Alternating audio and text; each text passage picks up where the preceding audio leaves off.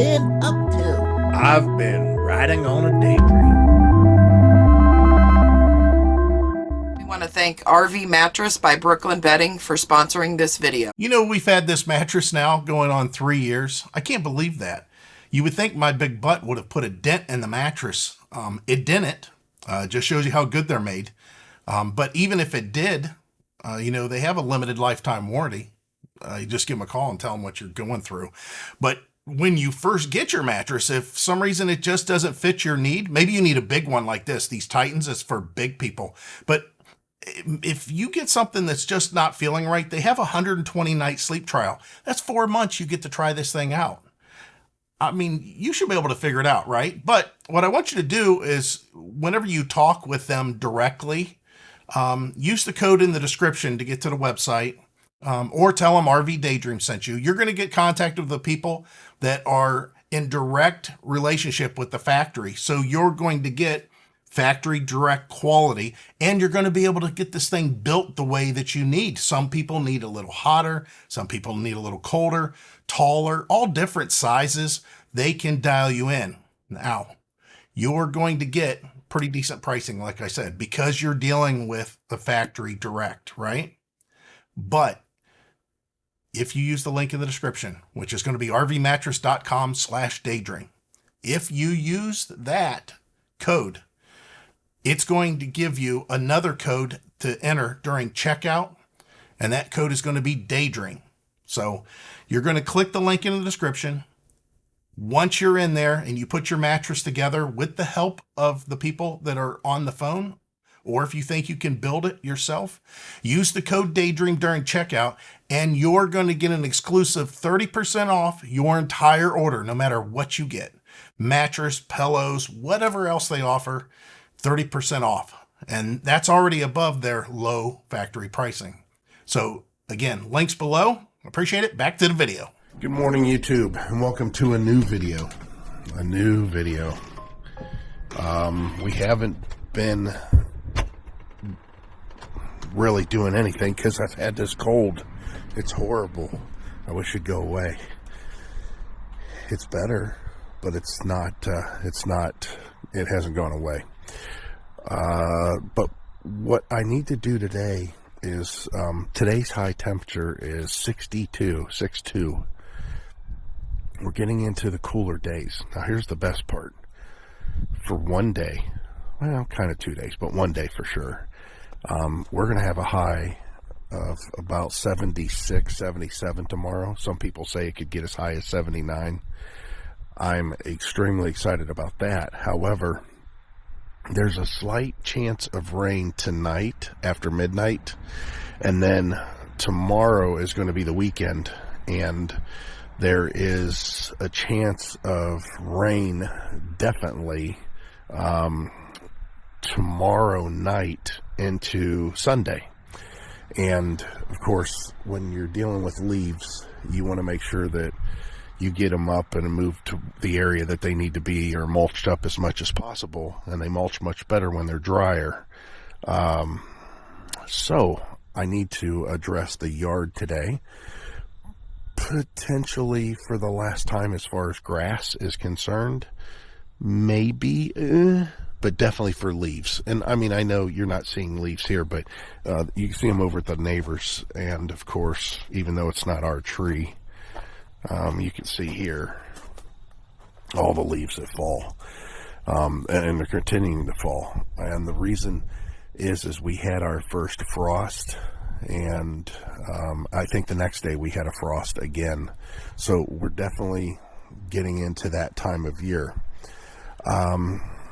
The other thing that I have to do today, maybe, but tomorrow for sure, is I need to address the drain issue.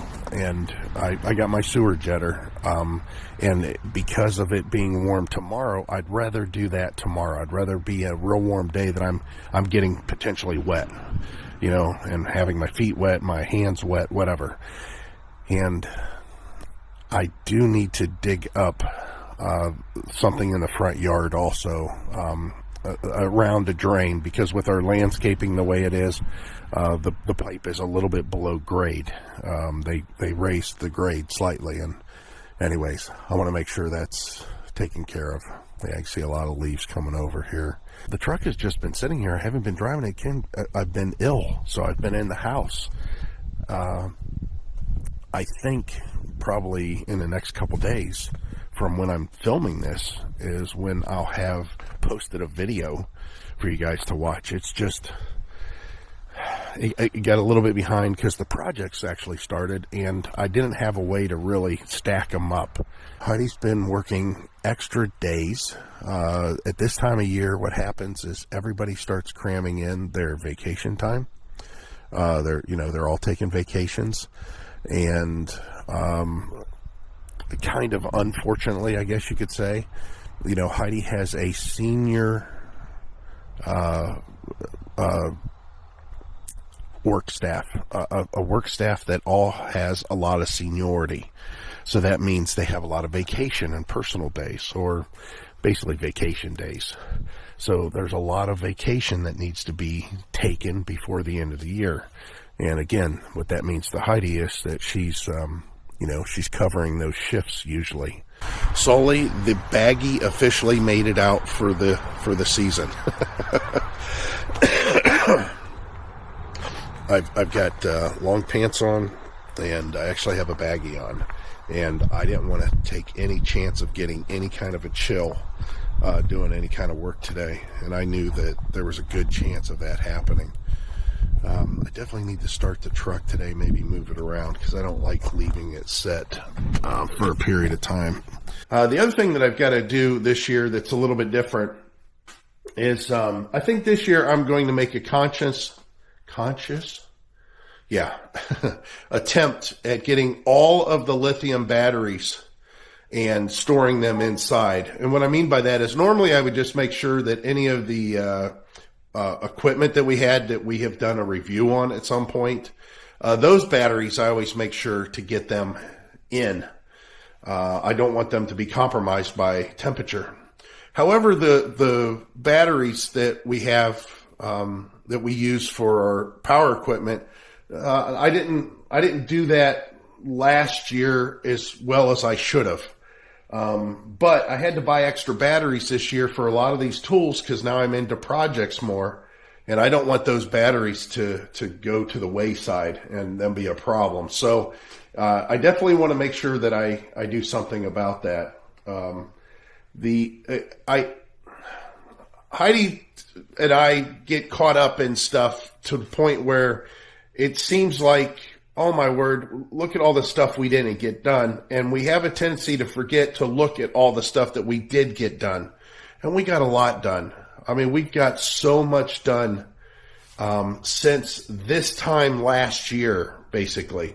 We moved in this house essentially 1 year ago, basically.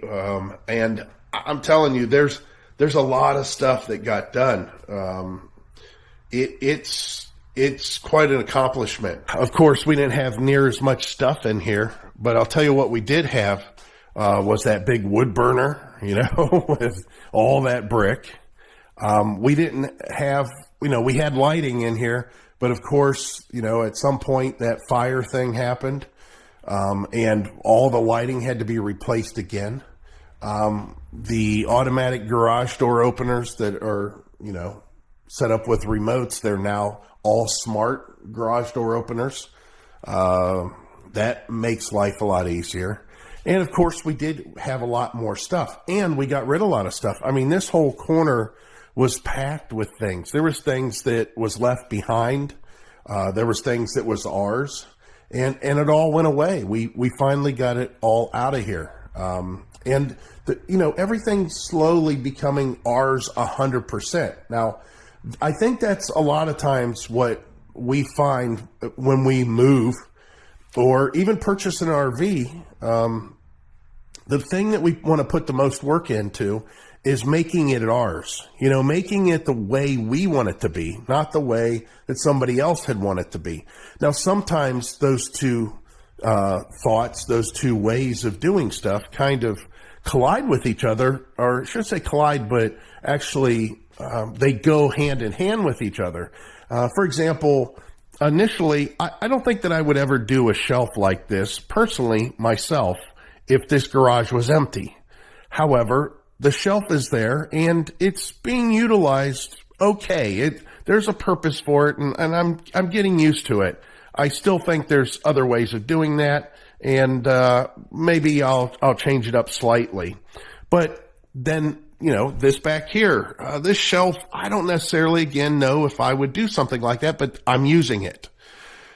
The things, though, that I don't like is, even though this shelf is being utilized by my stuff, that top shelf there, or that shelf, and then a lot of that's not even mine. That's not my stuff. That's what was left behind, and I haven't really gone through it. Same with that cabinet. Maybe I would use it, but I don't think that I would use it there. For now, it's there. There's stuff in there. I'm fine with that. But all that stuff on the back table, I kind of went through it, and I kind of said, oh, okay, yeah, maybe I can use this, but that's not all my stuff. There's some of my stuff back there, but it's not all my stuff. So you could see where you want to make it yours. Obviously that desk, I've talked about that. That needs to go. I don't want that. It's just not useful. The other thing I wanted to do, which I didn't really get accomplished, was I wanted to remove the flue, the stack that goes out. I just don't see any need for it now that the furnace is gone, but I don't want to go through the trouble of trying to pull down this board or whatever this is. I don't even know what this is. Yeah, it's some kind of fiber board, maybe asbestos board or something. I want to take all that out, and I don't know what it looks like behind there. I'm hoping that it's really nice drywall, other than the holes that were put into it for that stuff to go up. And it's the same with the outside. Then there's a hole that's in the wood siding. We were going and planning on putting siding up on the garage and the house, where there's currently wood slats. We would like to have siding that didn't get finished. Of course, we've made additions to the mess or to our stuff that we have. Now that we have the golf cart, that's going to definitely take its place in here during the winter. And I'm going to have to clear out, I've mentioned this before, the back corner for it to fit. Now, as you can imagine, if those shelves are there, that's going to be a problem with the roof probably. Well, maybe not. The roof is inboard a little bit from the golf cart. I still think it needs to be moved out of the way, possibly. We'll have to see. But the golf cart will fit back there. That'll allow the truck to still fit in here. But there's a lot of straightening up to do. It was our daughter's birthday. She just turned 30. I can't believe that I have a daughter that is 30 years old. And our son, he'll be turning 29. They're 13 months to the day apart. So this next month, he'll be 29. And it's hard to believe that my kids are that old. I mean, I was 28 whenever she was born. So I definitely waited quite some time before I had kids. But yeah, it's funny that, she turned 30. So our grandson was over the other day, and, there's a lot of stuff that we're wanting to do with him. And one of them is we've told him that we want to take him camping. I don't know if we can squeeze out a camping trip because of Heidi's work schedule. Maybe there's a slight chance of that. Heidi's mom is coming over to stay with us, I think, for a couple of weeks. She's been looking forward to that, and we've been looking forward to having her. We've actually considered, maybe she wants to move in with us.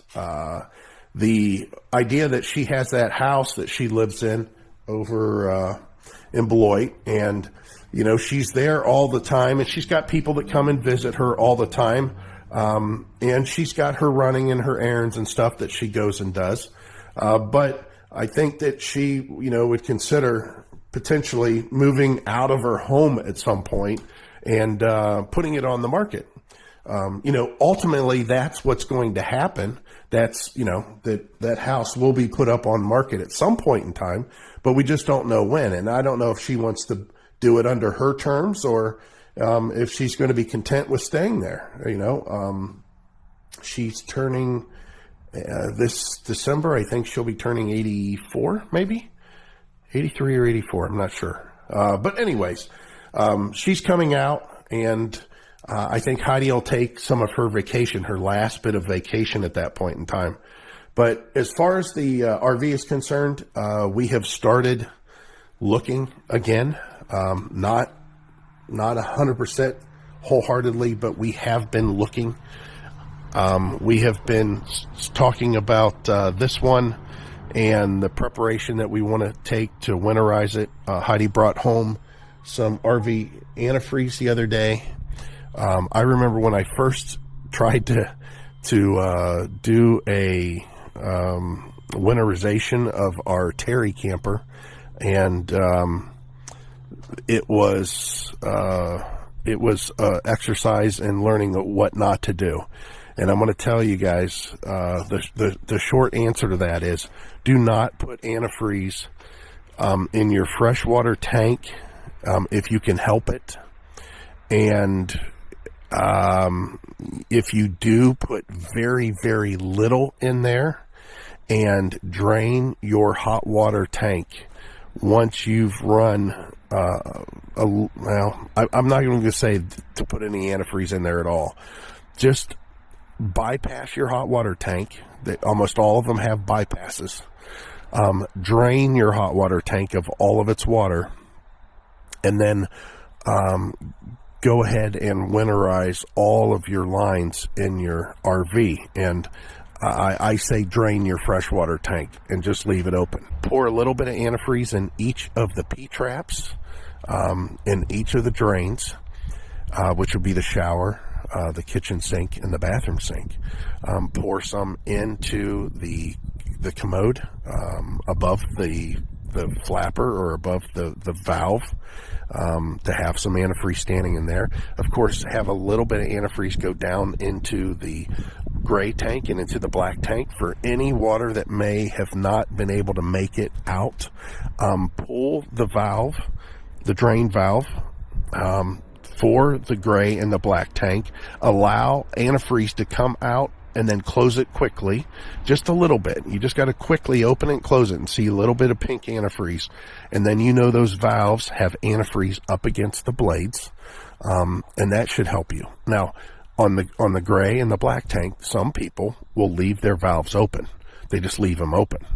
I like to keep it closed, just because if it's an open valve, it may invite some sort of rodent to try to climb up in there and make a nest or something weird. But I leave the hot water tank, the drain plug, I just leave it out. If you don't have a drain plug, pull the heating element out and just leave it out. And try to blow out all the water that you can out of the hot water tank. And the reason that I say that is the first year that we did antifreeze, I made the mistake of putting antifreeze in the hot water tank. Now, I didn't fill the hot water tank with antifreeze, but I allowed some antifreeze to get in there. And for the next, 4 months of use, showers, everything, I always had a little bit of antifreeze that seemed to be coming through. And it's not real harmful, but it's not, I'm sure it's not great for you. So it's one of those things that I learned. Afternoon, YouTube. Yes, today is probably one of the last really beautiful days that we'll have for a while. And what I mean is, the temperatures anywhere between, it's 67 right now, and it's 1 o'clock. But it's going to be up to 70 something. They're talking 75 to 79 degrees. So it's hard to say exactly what we're going to get. But I do have some work I need to do today, and I thought I would bring you guys along a little bit with this work that I've got to do, and you could tell me what you think. I might need the golf cart today. I don't know. Looks like this thing sits crooked. Maybe it's just me. Maybe it's the way it's sitting in the garage. So I got to get a little shovel here.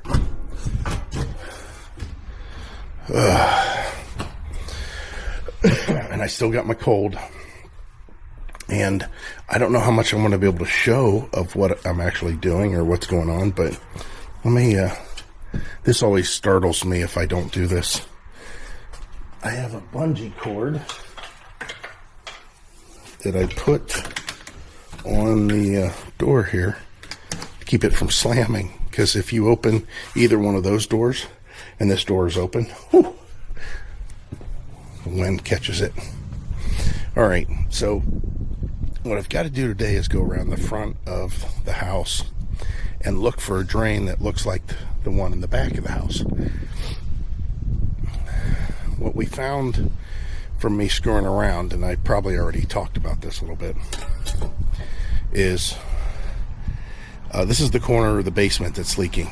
Obviously, you can see there's all kinds of crap going on here. Cracks in the sidewalk and the concrete, right? I mean, there's plenty of reasons why it could be leaking. Now, it rained this morning briefly, and I seen a pretty good sized puddle that formed right here. I would hope that would be it.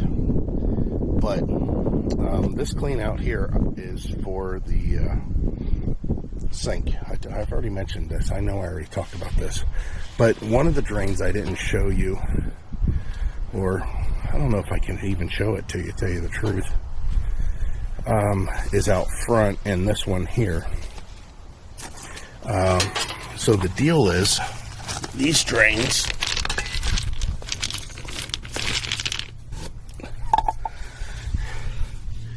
yeah, you can't see down there. That drain is extremely deep, really deep. It's got to be a foundation drain, because if I run water through the hose down into that drain for the downspout, it does not go, and you don't see it. So they don't share a drain. Oh, I gotta grab my shovel. Now, I checked all the other drains in the house, around the house. I know this one's for Heidi and I's bathroom, and I know it goes to the septic, just as that metal one that I just showed back there, that one gets from the kitchen and it goes to the septic. This is a downspout drain. This pipe coming out of the wall is the sump pump discharge coming from the basement, and it goes through a pipe, or it ties into a pipe that runs along the property line and goes out to the culvert out front. This one here that's covered up is the septic system for our son's bathroom, or our other bathroom, however you want to say it, the guest bathroom, and it goes to the septic. The one that's underneath this rock right here is the utilities for the wastewater treatment system, which I'm going to talk about that. You guys are going to love this rant. I'll talk about that in a second, but that goes to the power for the septic system out there. This is, of course, a downspout. The only confusion that I have on this one is I don't know if the downspout is gravity fed to the pipe over here, or if it is if it goes to the basement, to the sump pump. I might check that today. This one here is the only one that is unaccounted for, and I don't know what it is. I'm assuming it's going to be just as deep as the one I tried to show you guys with the camera that's too dark. And I'm assuming it's a foundation drain. Okay, sure enough, this thing is deep. This goes way down. So this has got to be another foundation style clean out. So now what I got to do is I need to get a hose over here. I'm going to run water in here just with the garden hose. Remember this side of the house, there's no foundation, no water coming through or anything issues, but I'm going to run water in there to see if it goes into the sump pump downstairs, just to verify that, and also the one on the back. I'm going to do the same. All right, making numerous trips up and down the steps to the point where I'm a little sweaty. I had this hose unreeled all the way, and something that I assumed and is actually true, and that is the downspout for the rain gutter that you see on the corner of the house. That indeed is gravity fed to the pipe that runs to the ditch. So it's good to know that that is gravity fed to the ditch. I'm going to assume, that's a big assumption on my part, but I'm pretty safe in assuming that if that downspout goes to a pipe that runs to the ditch, and that the sump pump pipe goes out to a pipe along the property line that runs to the ditch, that this downspout also is gravity fed and goes to a pipe that runs out to the ditch. What I'm assuming is that, again, lots of assumptions here, and you know what they say about assumptions. I don't have to repeat it. We all know.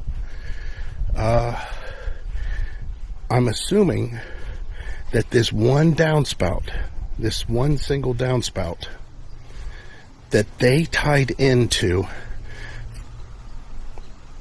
a foundation drain somewhere.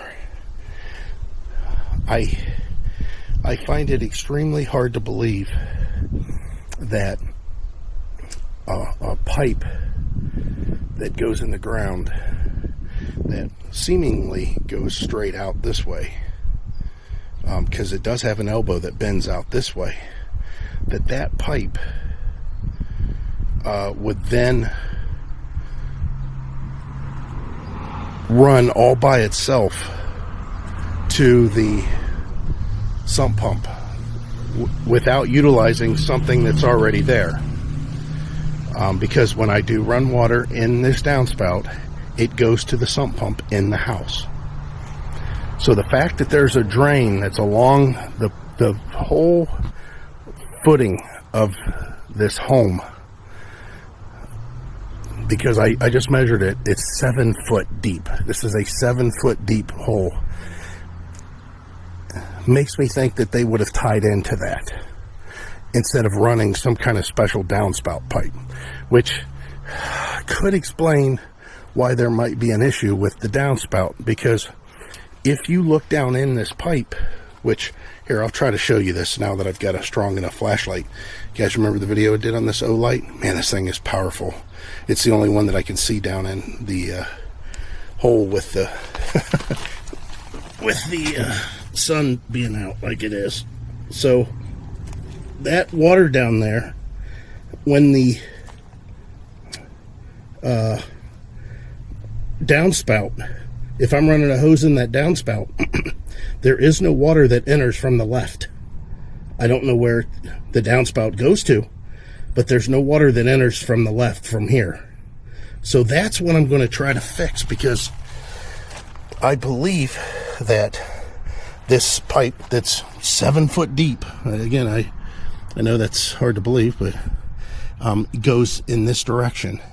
And no matter how much water I put in this direction, it comes back. It doesn't want to go in this direction. If I just put a hose in here, it likes to run in this direction, which is fine. I mean, that means it's sloped that way potentially, but it makes me think that maybe there's something going on between here and there along the house that's causing some sort of a problem.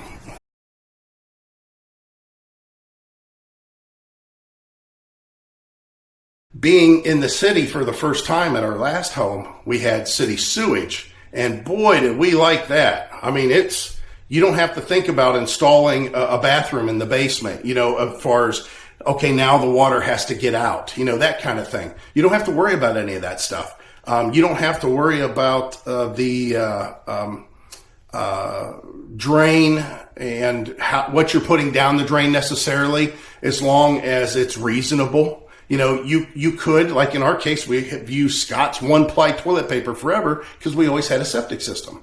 And even when we were at that house, we still had it. We didn't need to. We could have got some kind of Cottonelle or some kind of better toilet paper if we wanted. We installed a garbage disposal, and we didn't even have to think about it. No big deal. Just install the disposal, because those food particles will make it out and it'll go into the sewage. So it was nice. It was a nice peace of mind knowing that. And it wasn't very expensive. It was all part of the trash bill. So now that we have moved out here, we knew it had a septic system, but it has a new septic system. So here's where the rant comes in. Those new septic systems are probably fine. Okay. They probably do an okay job. But what I can see so far in the first year of home ownership, they suck compared to just the traditional style septic system that's being taken care of. And what I mean by that is you got to watch what you put down your pipes. You don't run your water a lot. You make sure that you have it pumped every once in a while. You make sure that the leach lines are cleared at the junction box every so many years. And when I'm talking about like our house, we would pump it out about 5 to 6 years. We'd have to pump it. And as far as the leach lines, about every 3 years, I'd run a sewer jetter through the distribution box down each of the 3 leach lines just to break up whatever solids might be accumulating in there. That was fine. And that septic system was good from 1963 till we sold the house in 2020. And even still to this day, it's still there. So you can see lots of years that thing's been in use. Now we move out here with the new system. So our first indication of having some sort of hesitation with the new system is the system was installed in 2017. 2017. Shoot, that's like a newborn compared to what we were experiencing at our old house with something that was in 1963. So great. Everything should be relatively new and, should be working fine. We find out that the county requires you to have a maintenance plan. Okay, I'm not sure what a maintenance plan involves. I don't know why you have to have a maintenance plan. This is supposed to be the new system. They're talking about how this is like its own little water treatment facility, and that when the water comes out of it, that water, it can just be dispersed, like in our case, to the ditch, because it's fine. It's just plain water at that point. So great. If that's what it does, then that's what it does. But why would you need a maintenance plan? That's odd.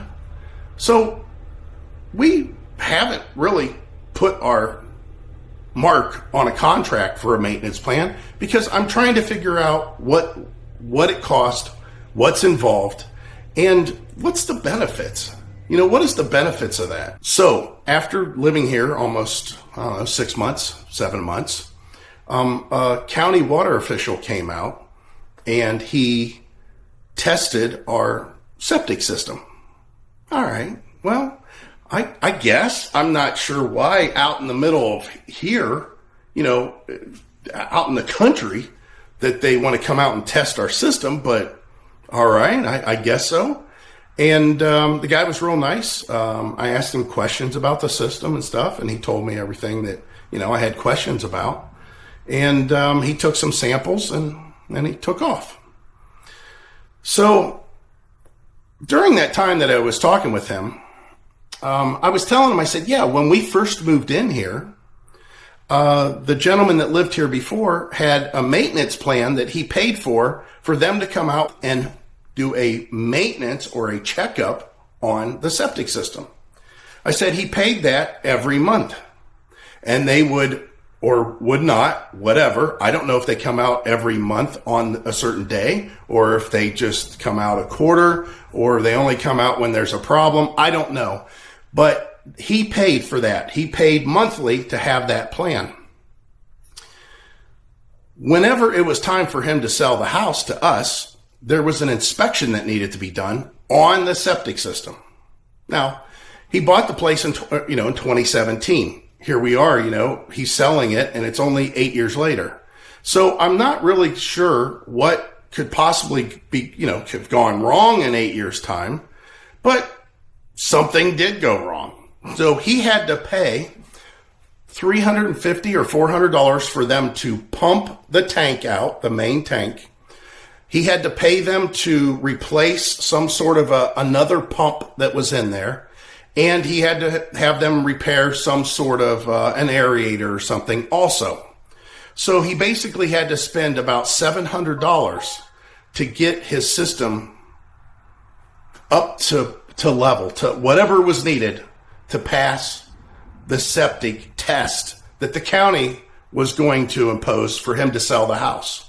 So when we moved in, we saw that he had to do those things, and I thought, great, because I don't know anything about this system. And even though it's not very old, he just did all kinds of maintenance on it to get it up to level, to whatever was needed.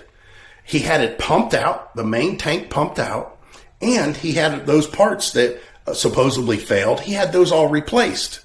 He paid all this money, and now this system that's way newer than the one we had should last forever. We should have no problems with it, right? Because the one that was everybody claimed to be archaic that we had at our old house from 1963, that one was running like a champ, 50 years later plus, and it was still running great. It still worked perfectly. However, this one being newer, the better system, the little water treatment plant has all its components redone, checked, and this tank pumped, and it's ready to go. So I found it kind of surprising that about a month later, after that inspection happened from the county, that we got a letter in the mail that said, unfortunately, your septic system is not working properly. How can that be? How can it be that our system's not working properly? They just passed our septic system just so many months ahead of time, about 6 months, 7 months at that point in time. They just said it was good to go. That's why we could purchase it, because it was working correctly. So how could us just moving in here make it not work correctly? So I asked the guy, I called him up, which you can get hold of him within 3 hours on one day out of the week, basically, to talk with him. And I got hold of him, same guy that came out here, again, very pleasant, no problem with him. I said, I'm not exactly sure why it didn't pass. Can you tell me what's going on? He says, yeah, it was the sample of the solid tank.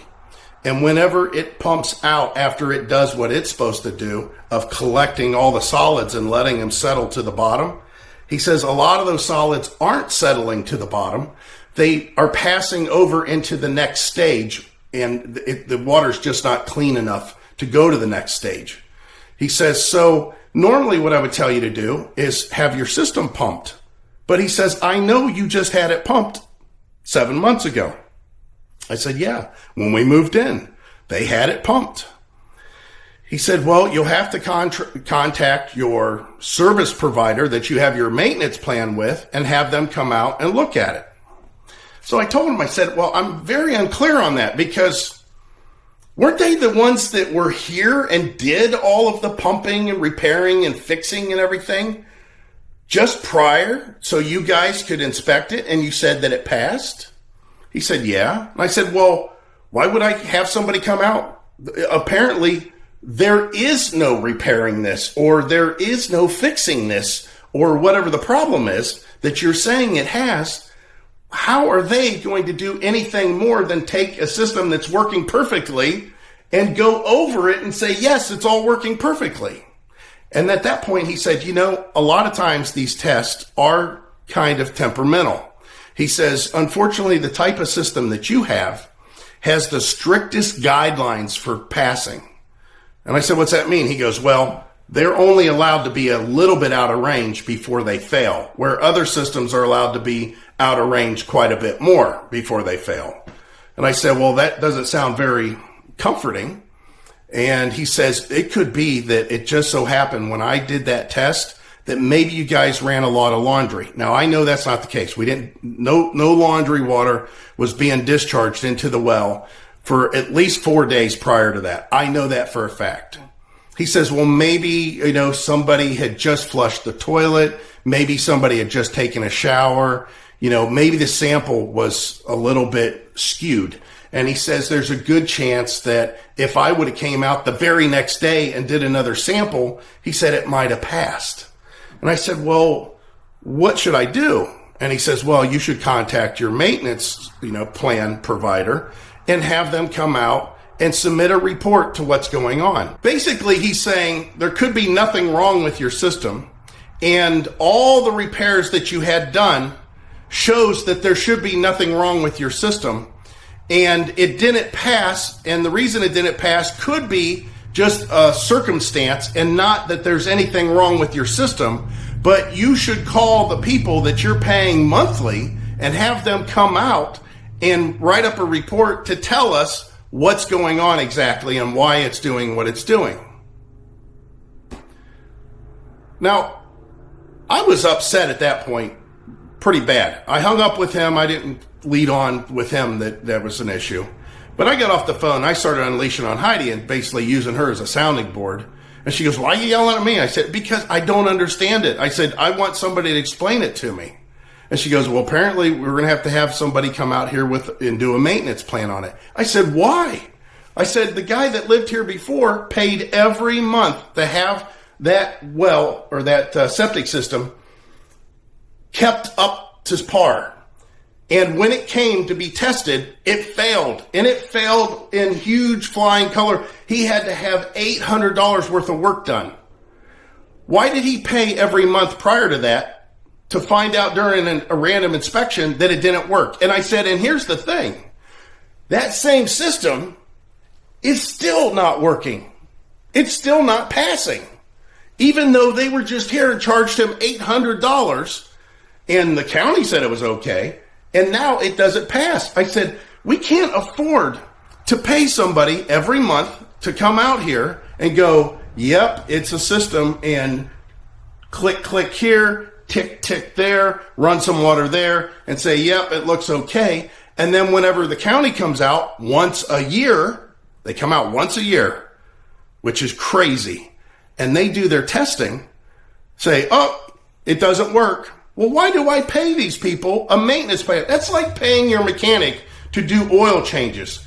And then whenever your car fails, you bring it in and he says, yeah, it's because the oil filter wasn't doing a good job filtering the oil. Well, aren't you the one changing those oil and oil filters? Why? Why would it do that? Why? What happened? I mean, you wouldn't go back to that mechanic, would you? Or you wouldn't hire a mechanic, or you wouldn't pay a mechanic a regular maintenance charge every month to make sure your vehicle was, done correctly if it wasn't even operating correctly and it was failing. So I was really, like I said, at this point, nothing's making sense to me other than now it's slowly becoming obvious this is a money grab. This is a money grab. And then I got a letter in the mail that proved to me, oh yeah, I see exactly what's happening here. It is a money grab. And that is, we got the bill from the county. And every time they come out here once a year to inspect a system that is, in all intents and purposes, looks to be functioning normally, that I'm supposedly paying a maintenance plan monthly for those guys to check it. They're going to come out once a year. And when they come out here, they charge $175. I got to pay $175 for this guy to come out and say, yep, it's working, or yep, it's not working. And in the meantime, I've got to pay somebody, I don't know how much it is. It might be a couple $100 for the entire year. It might be a couple $100 for 6 months. I don't know. But I think it's probably $300, $400 for a year for a maintenance plan. And that doesn't include any repairs. You would think with a maintenance plan that there's certain maintenance items that would go along with that maintenance plan. So that's what I wanted to rant about. This is the craziest thing that I ever heard of.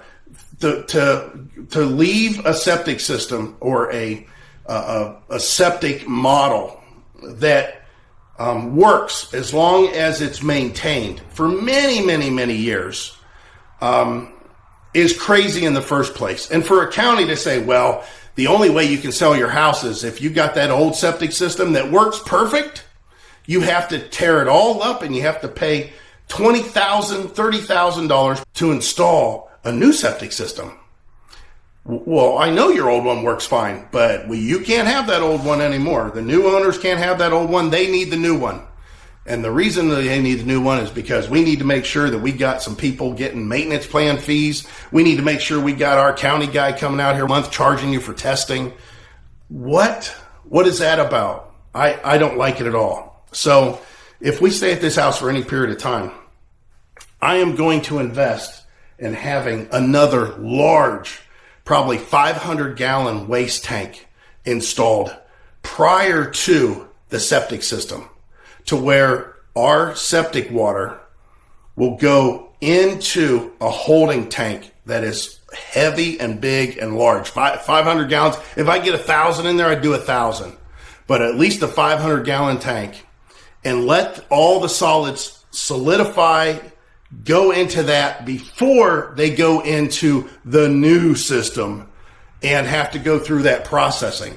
Because at that point in time, I know that there's no way that it's going to fail that portion of the test. And that water that would be coming out would just be so much cleaner and would last so much longer because the whole treatment system would be so much better. Again, it's just crazy that they have this in place. So you guys put in the comments, what kind of crazy stuff that you have going on with your septic system, if you have such a thing. But I tell you what's going to happen. I say that Heidi and I won't mess with it. I don't think that we would be in the house for more than 10 years here unless something drastically changes.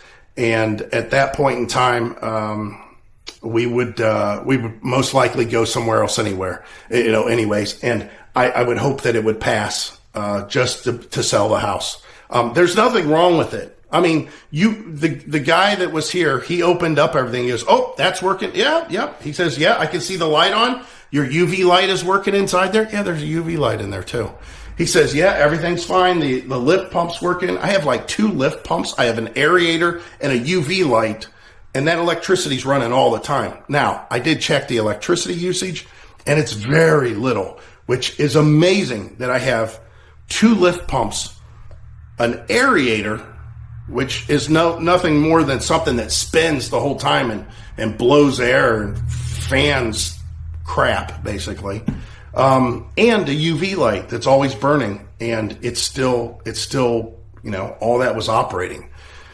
So that's what I'm left with. All right, back to the work here. So what I was talking about is we used to have a clog hog, which we used on our septic system at the old house. We loved it. I paid like $115 for it. It came with a reel, a really nice reel. And, I was excited to get it, and it worked flawlessly. You can see it's got this awesome design on the end. It can go around pretty sharp corners. It's got so many needles pointed back. I think there's 3 or 4. Let me see here. 3 for sure. And then a piercing needle here. And the line it's like a steel braid. This is really slick to the touch, so it goes through pipes easily. It's got a little cleaning nozzle. It's got a little seating tool for the spray nozzle if I have to pull and maintenance the spray nozzle for some reason. And then, of course, you got this end here. There's a little filter that's in here. And this is the part that attaches to the spray wand on my pressure washer. It's pretty straightforward. Instead of putting a wand on the pressure washer, you just screw this on. And then you turn on your pressure washer, and when you pull the trigger, instead of it spraying out a wand on it just comes out here. So whenever we sold our house, obviously we were going to hit the road, and I thought, well, I can't think of any reason I'd need a sewer jetter anymore. So I think I sold it for like $50 at a yard sale.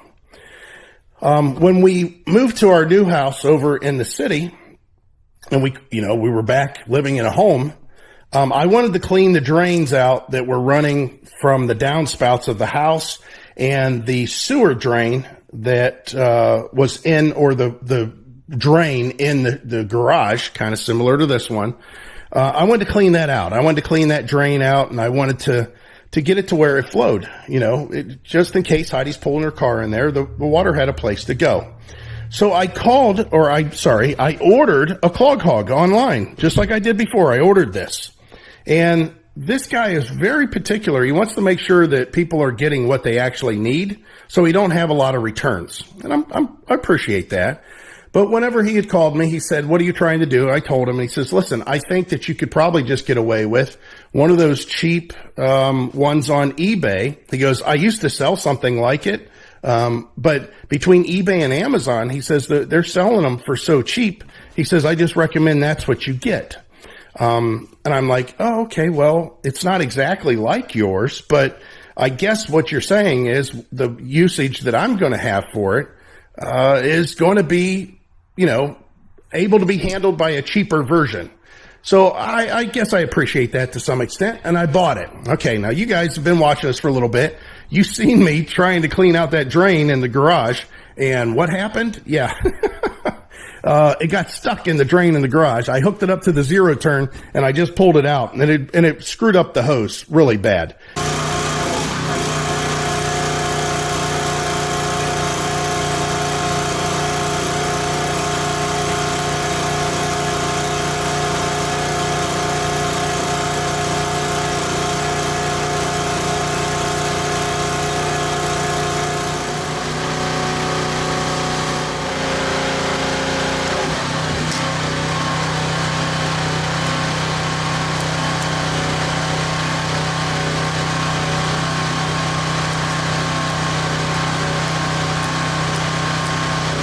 A lot of you probably saying, "Why in the world did you wash all that stuff back in there you just got out?" Well, it's supposed to drain out.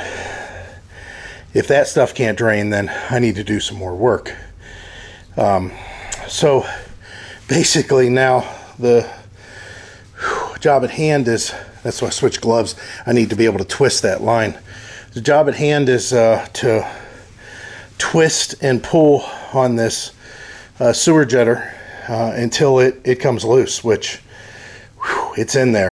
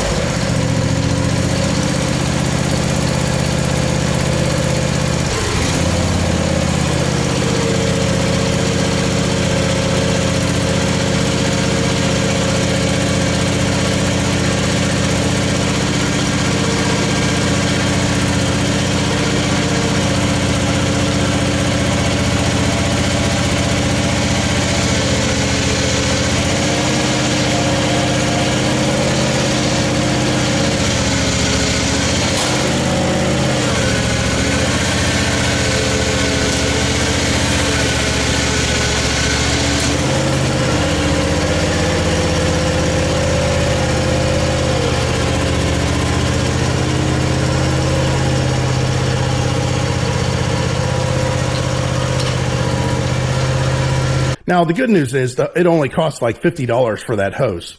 But there was a time that I needed to clean out the drain, so I ordered another one off of Amazon, exactly the same. And again, it was like $50. And I'm looking, and honestly, It should be gone. Yeah, this is just the pressure washer hose. And the reason that it's gone is, even though it worked okay at the house to clean out the drain, the downspouts going out to the road,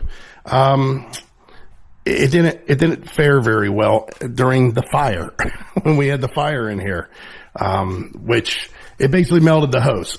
So I had to throw that out. So I go back to Clog Hog because I know I would much rather have this one, because the other one, like I said, got stuck in the garage, and I know this one wouldn't have gotten stuck. And I called or set up the order again, and again the guy called, and he had the history of my orders. He says, I remember talking to you. You had placed an order and you said that you were doing something. He goes, a couple years ago. And he says, I talked about it. I said, yeah, we moved to a new house. And I said, I need the Clog Hog. I need what I had before. And he went back in his records and seen that he had sold me one, quite a few years ago. And he said, yeah, okay. He says, yeah, what you're describing is, that seems right up the alley of what this is for. So, I ordered it. Now, of course, because of inflation, everything's changed. So this same hose that cost me, I think it was like $113 back, in the 2010. This is $215 now.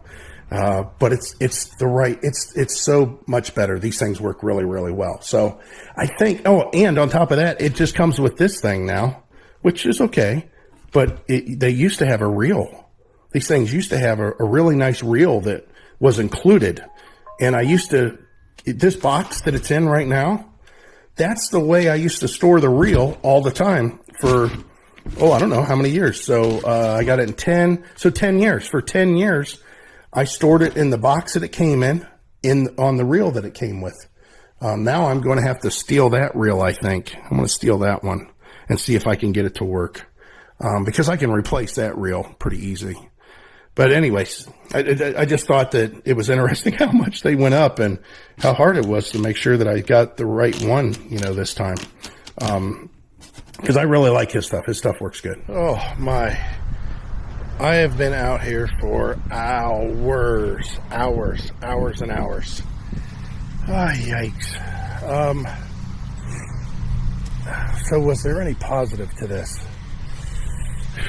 The only thing I can say is that whenever I messed with this foundation drain and I went in this direction, I did come into a blockage. I came across the blockage. I hit it a few times with the jetter, and it did break through. Because a lot of dark water started coming out, and it cleared up.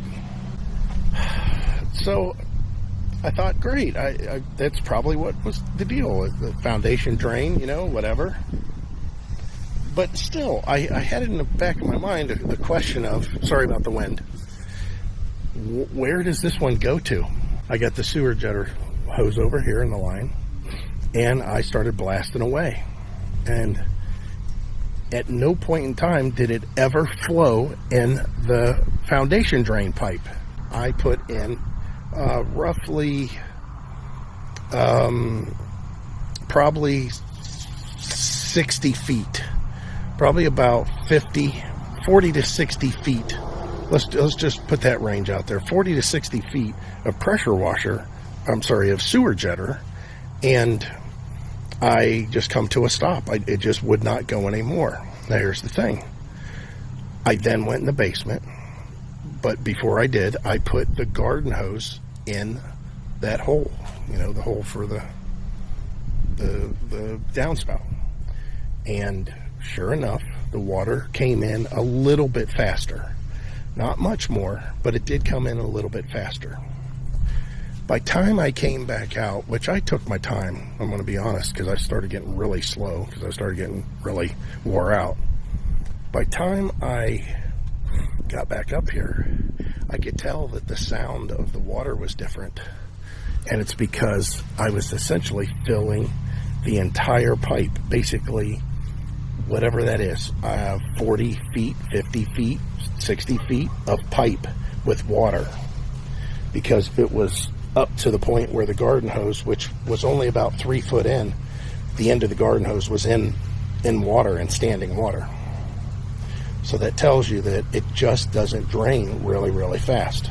So I'm thinking, all right, let me go ahead and run the sewer jetter in this direction from all the way down there past that single pumpkin. So the steps, the single pumpkin, there's a rock. From there, I came in this direction, and I went about 40 feet, maybe 50 feet again, and then it just wouldn't go anymore. It just stopped. The thing is I could put all the water I wanted in there on that sewer jetter, and none of that water went into that direction to get to the sump hole. However, when I ran the garden hose in this direction, and the garden hose was feeding everything that's out here. And guess what? It freaking went all the way to the sump pump, and it was coming in the sump pump. So now I'm baffled, and I don't know what to do, because this is above my pay grade, because I can't figure out. I just assume that these two foundation drains that are on the front and the back of the house went to the sump pump directly, because when I'm running the garden hose, it comes in pretty strong. But if I make water come in this direction, it goes somewhere, and I don't know where, but somehow it gets to the sump pump. So I don't know if there's another crossover for the foundation drain that's in the basement somewhere that I don't know about, which it could be, but it seems awful strange. What a lot of time. I spent a lot of time out here, guys. I mean, I'm really whipped. A little grasshopper up there trying to hide away from the little snake that I seen. Wait till I tell Heidi I seen the little snake. She'll be excited. It was on the front of the house. The house is locked, just like the garage. I'm gonna have to unlock it. Oh my. I had to look back to see if I left anything open. So let me go down and we'll look at the basement real quick to see. We got stuff. We got a fan blowing down there. I got, Heidi's got some towels down there. We're trying to keep track, or trying to see how much water's coming in. Now, with as much water as I ran down that thing directly, that's like a big storm. I'll tell you that right now. And I haven't cleaned anything up as far as water-wise. So whatever water's down here, this is the extent of it. You can kind of see here, there's a puddle. It's not very big. It's about the size of, I don't know, a saucer. Yeah, about the size of a saucer. The thing is it's still coming in, and the fan is on it. We'll have to see. I think there's going to have to be something done here in the future, and I'm not clear on what that is, but we do have our Wise tattletale. If moisture comes through, it tells me. I'm going to look real quick the rest of the foundation. This is all dry, it's just dark. This was where the water came through when it leaked. It had leaked and leaked and leaked, and we didn't know it, and it ran all along here, this direction. And it went into the, it's just a spot on the floor. See, there's one thing that I haven't done, and that is explore underneath this carpet to see if there's another drain. There could be another drain underneath here. But I couldn't hear it. When I ran the pressure washer, I didn't hear it. So the original plans for this house shows that there was a drain that was supposed to be in here. The original plans shows a drain clearly on two different blueprints. And I don't know if they're underneath either one of these tanks, but I looked underneath here, unless it's underneath this brick or this brick. I looked underneath the hot water tank, but other than these two bricks, and these two tanks, I don't see a drain anywhere. And this room has flooded enough that if there was a drain, I would hope that it would have worked.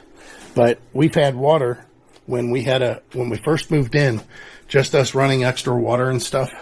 This relief valve on these old copper pipes, this relief valve, the gasket failed.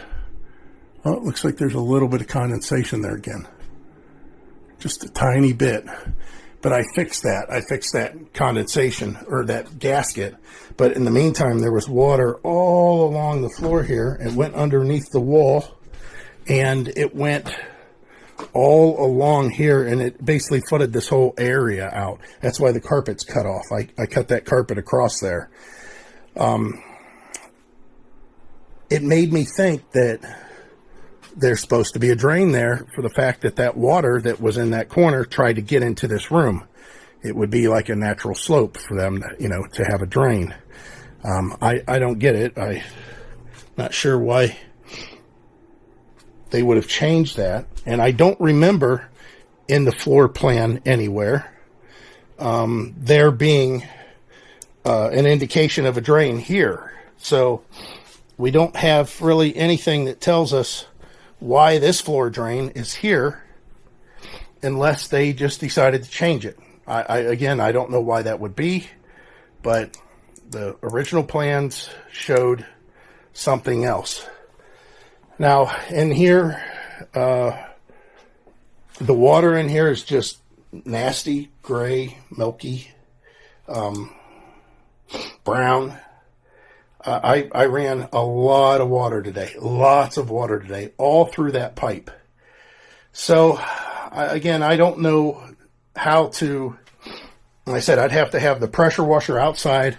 I'd have to pull probably this window, open it up, pull the screen out, and then run the pressure washer hose in here with the gun, and then the sewer jetter hose would have to come through that window. And the thing is it would go out the window, and then it comes back in the window, because it has to have a lot of room to be fed into the pipe.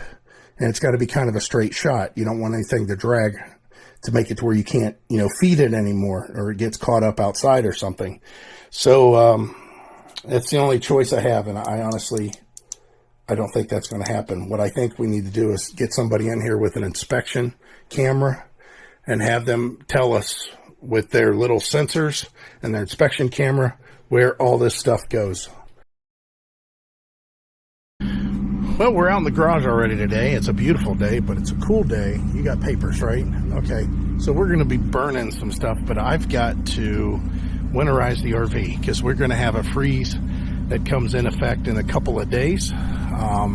So I definitely need to think about winterizing this, putting it in the pole building, covering it up, and yeah, well, let's see what that looks like, huh? So I know that Heidi got me a couple gallons of RV antifreeze, so that's nice. And I do know that the RV has some sort of a suctioning device that's already built into it, which that is nice. I remember on my Terry camper, I actually had to put one together myself to make it work. Great, happy about that.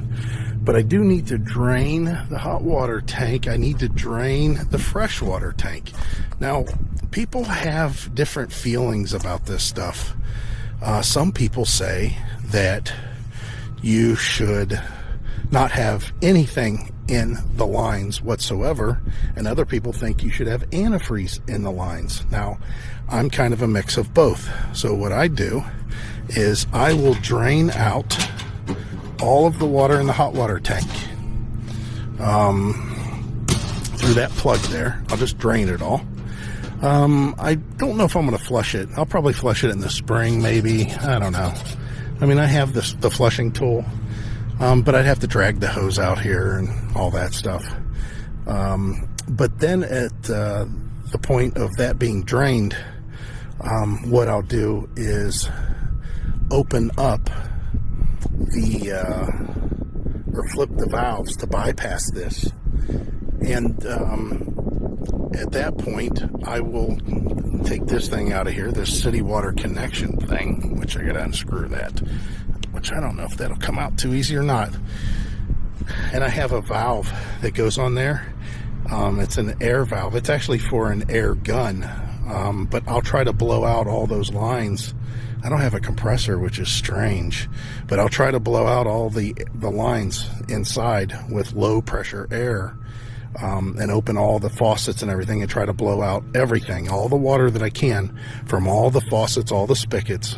At that point, this is the best part, at that point, I can then put the antifreeze, the RV antifreeze, into the suction hose, and I can turn on the pump and I can run it to all those faucets that essentially have nothing but air in them.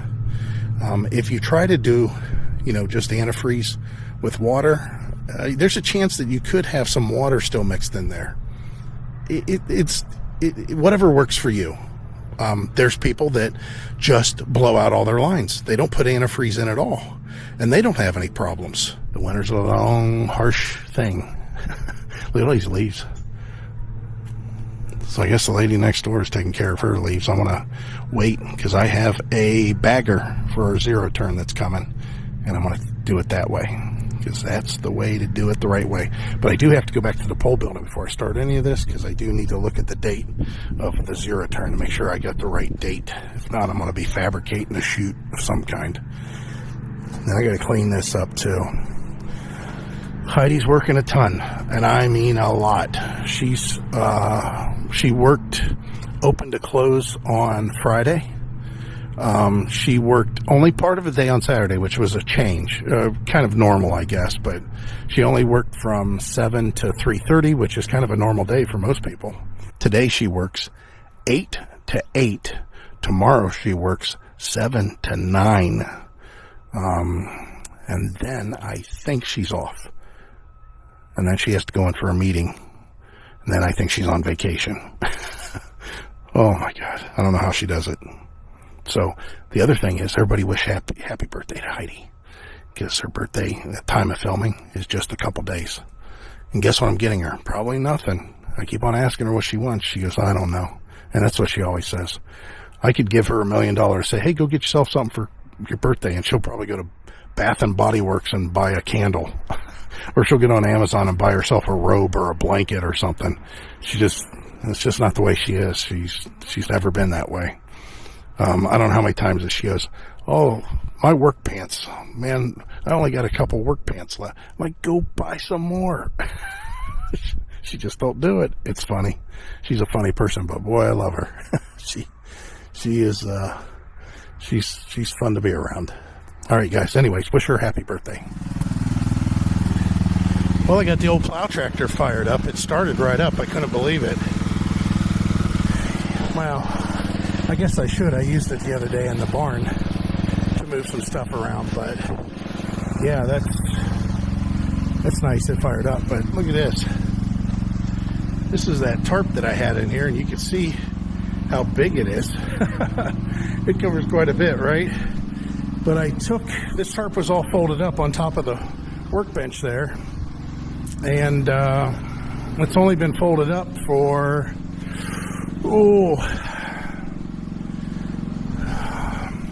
a month. I guess it's been probably a month that I had it folded up there, and I picked it up and mice just ran everywhere. So we're gonna struggle with keeping them out of the RV when it's out here. But I planned on doing this, putting this out here for sort of a vapor barrier for the floor. What I have a feeling is going to happen is that it's going to rain, of course, and the roof is going to leak, of course, and there's going to be puddles all over this tarp. Wherever I find a puddle, I'll just poke a hole in the tarp, just to let the water get out. But it's not,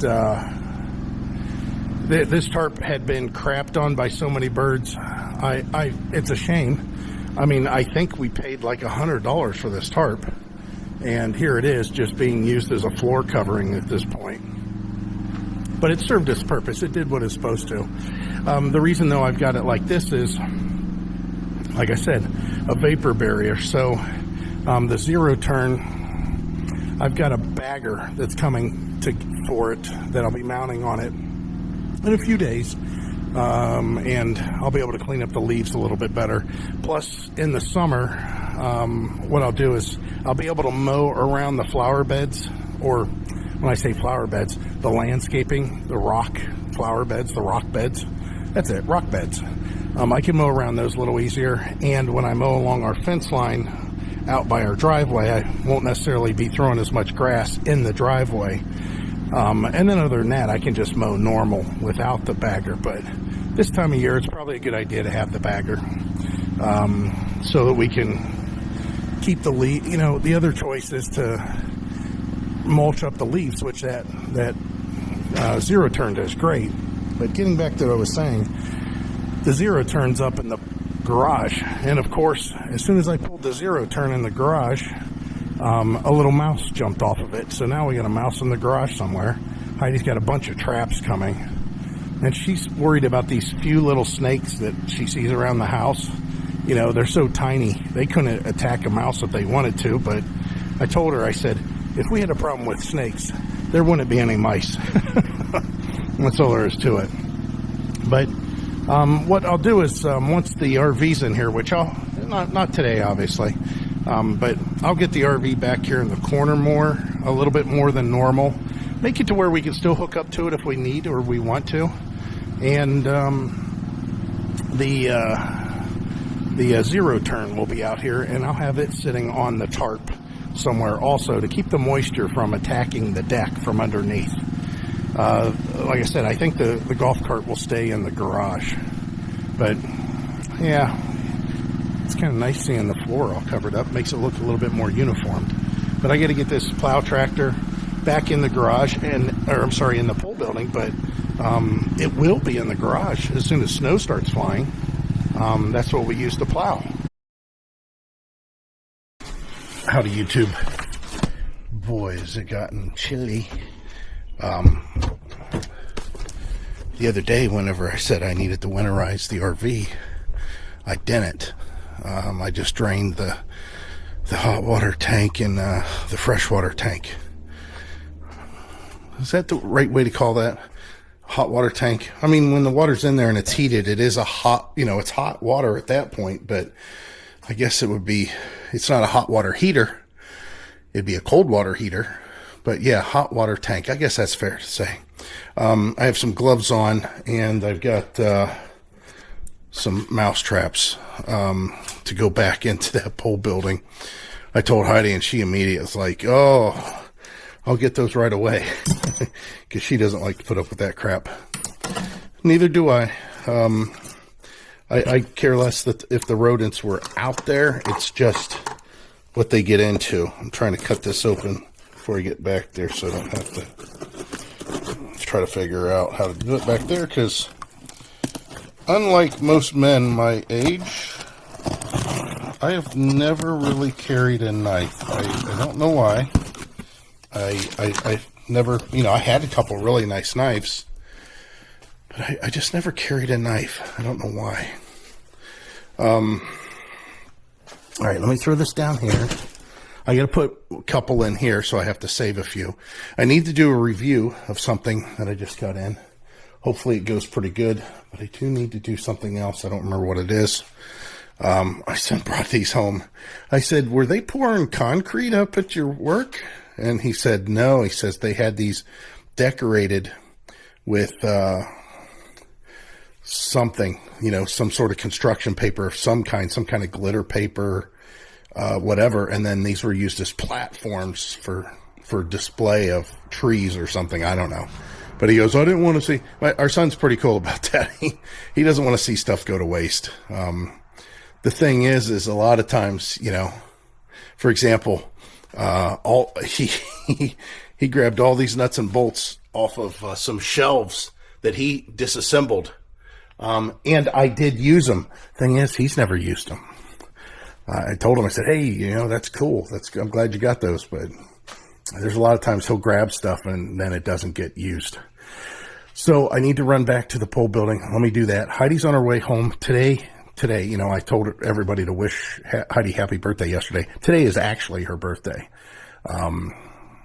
which her and her mom decided to go to the casino I told her, I said, hey, just so you have extra money to spend up there. I said, I'm not going to go. I said, just head up to the casino and have yourself a good time. Anyways, Heidi being Heidi, you know, I tell her that if she wants, she can bring, you know, she could withdraw a couple $1,000 and she could withdraw $5,000 if she wanted. I don't care. But she could withdraw whatever she wanted and gamble with it. And she hardly withdrew anything. She says, she goes, I'm coming home. I won 200 and some dollars. Like, good, you know, good for you. We've got rain in the forecast coming up in a couple days. So not today for sure. I don't know. Tomorrow for sure. I've got to get the leaves out of the driveway and into the yard more. And I'm waiting, and they haven't even shipped it yet, but I'm waiting for a big triple bagger that goes on the back of this thing. Boy, we really got a good deal on this. I know lawn equipment, okay? But I've been out of the game for so long, you know, where I was working on this stuff on a regular basis. And there was a time that I worked for a shop that we serviced all of Home Depot's power equipment, outdoor power equipment. I used to know what year they changed things, what years, you know, the differences were, just looking at it, stuff. So whenever this came up for sale at our local lawn and garden business, it was obviously a contractor's, you know, it was their equipment. It's got actually their name back here, some, you know, kind of on the, I don't know what it says, but there's something there. And when I saw this, I had been shopping for a zero turn because I knew we were moving into that house over in the city, and they hadn't mowed the back 2 city lots for at least 5 years.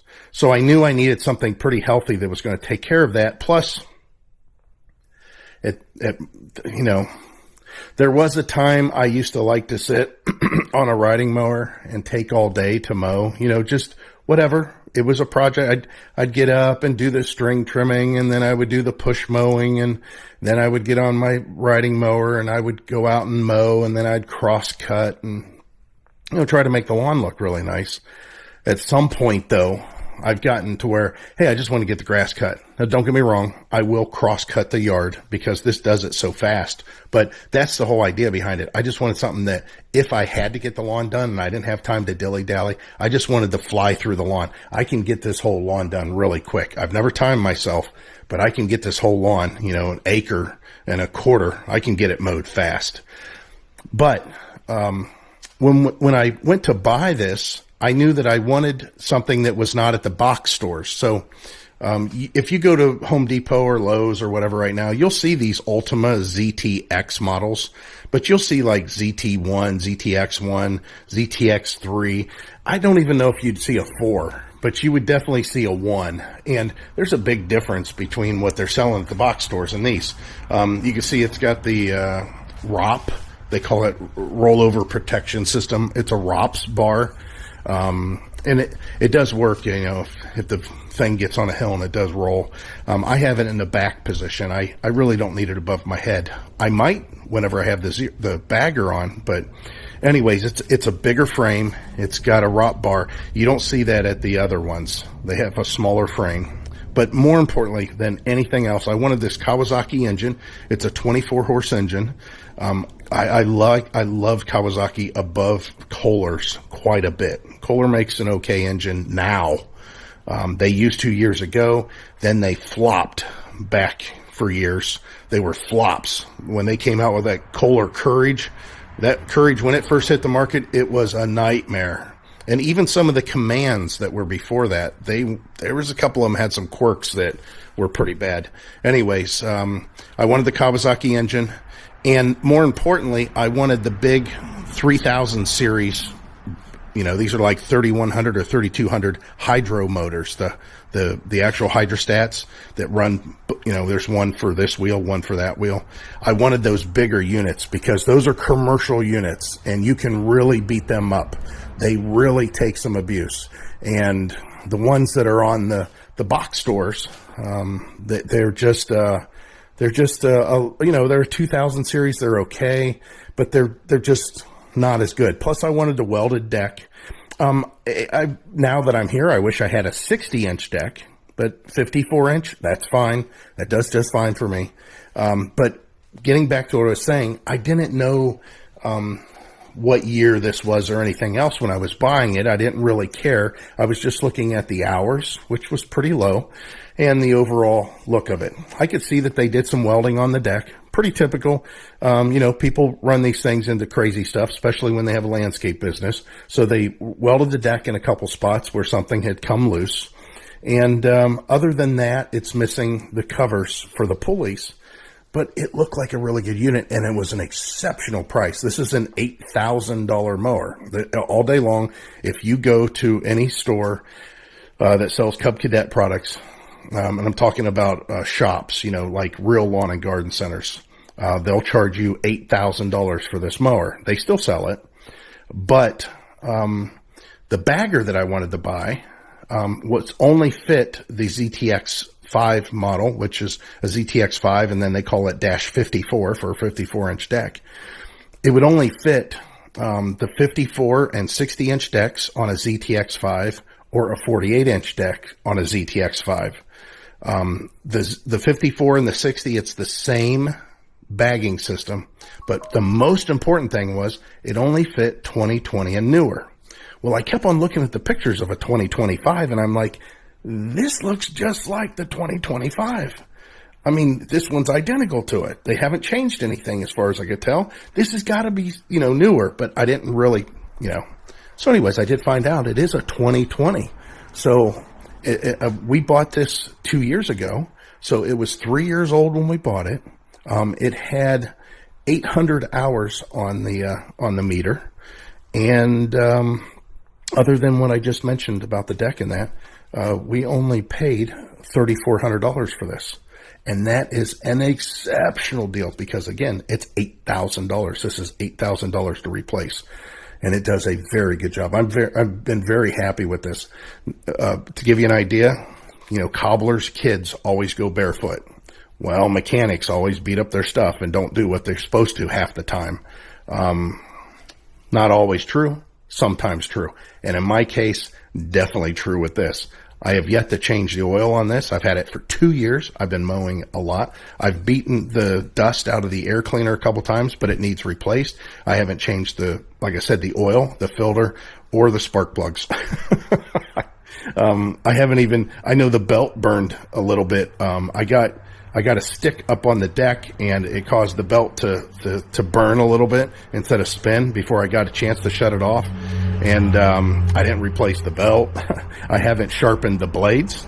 So it's going on 3 years. I haven't sharpened the blades. And the only thing I've done as far as maintenance-wise is put some slime in one of these tires up here because I ran over some nails whenever we were clearing off that property over in the city. So anyways, that's the whole thing. I had to bring it up here to get the, like I said, the bagger will be coming, but I need to take care of the leaves before all that happens. What else? I guess that's it. Let me leave you guys with that. Are you guys preparing for winter? Put it down in the comments.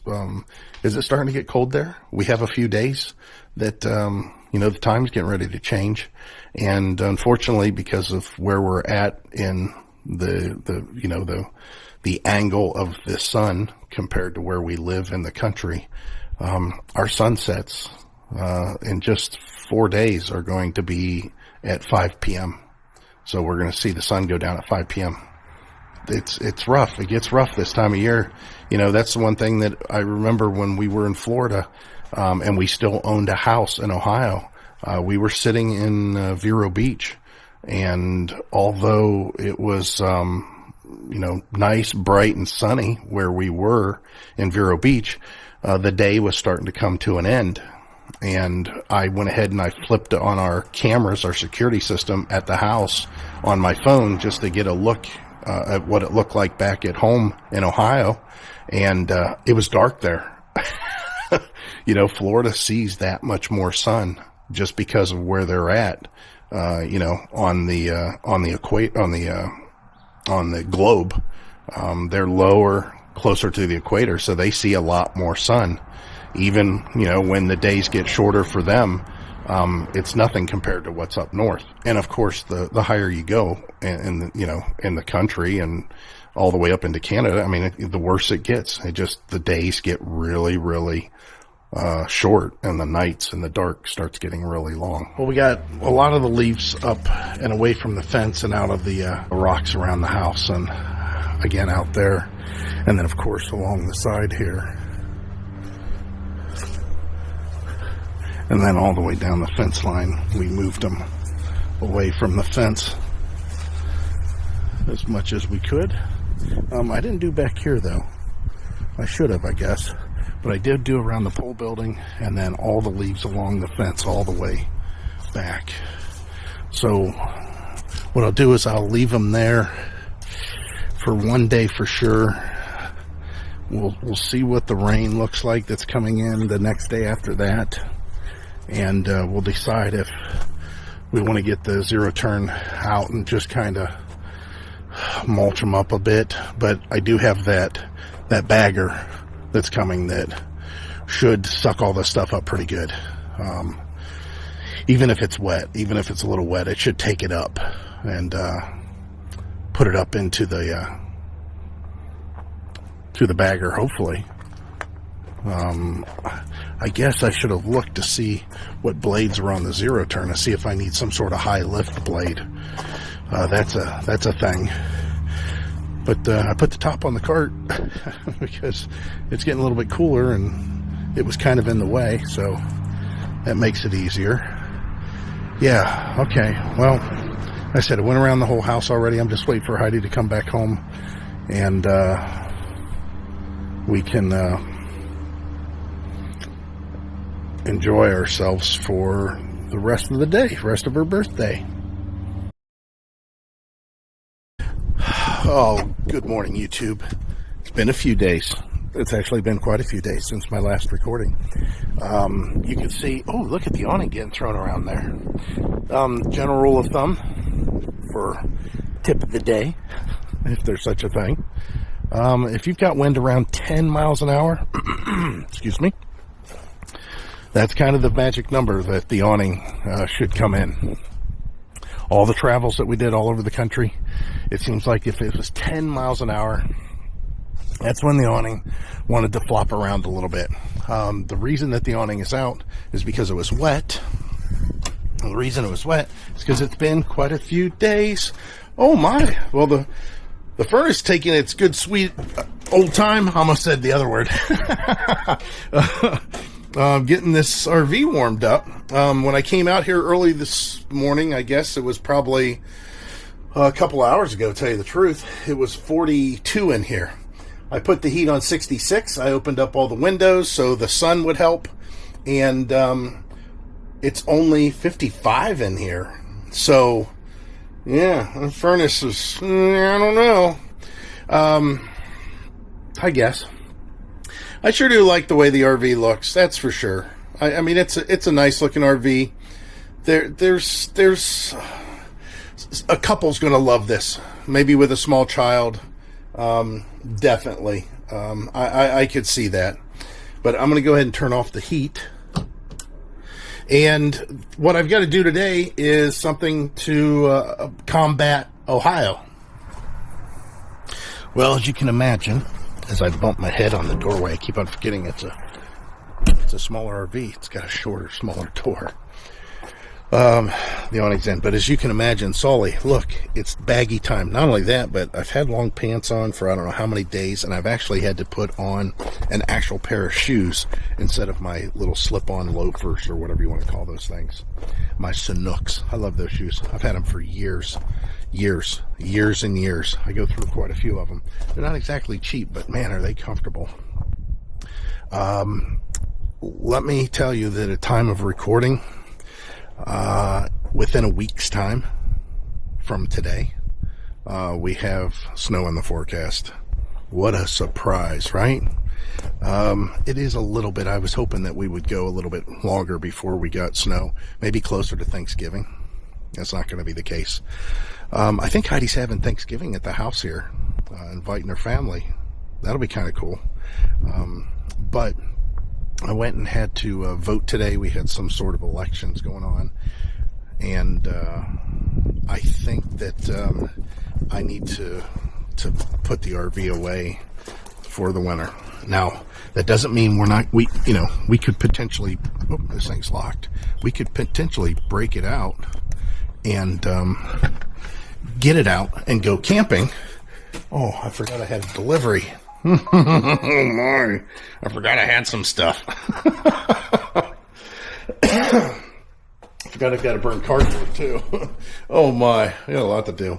So the idea behind going out, camping in the winter is always appealing. Whenever you have a nice warm day, you start getting cabin fever right away. I'm trying to mute the camera so we don't keep on getting alerts. But the idea is that at some point in time, the RV will be considered put away for the entire year. I'm going to kind of put it in a half mode of that. We are going to clean it out of all the linens. We've already got some mouse traps in there, which I do have to check mouse traps in here. Let's see if I got any more. Nope, none there. And I know I have one over here. See if I have another one. Hoi, hoi, hoi, hoi. But we would rather it not be the case. Yeah, we just have one over here. Again, in case the cabin fever comes on soon, and we have, like, you guys have watched this for a while, and I've mentioned this before. There was like I don't know, it was December something. It seemed like it was late December, and it was a 70-degree day. 70.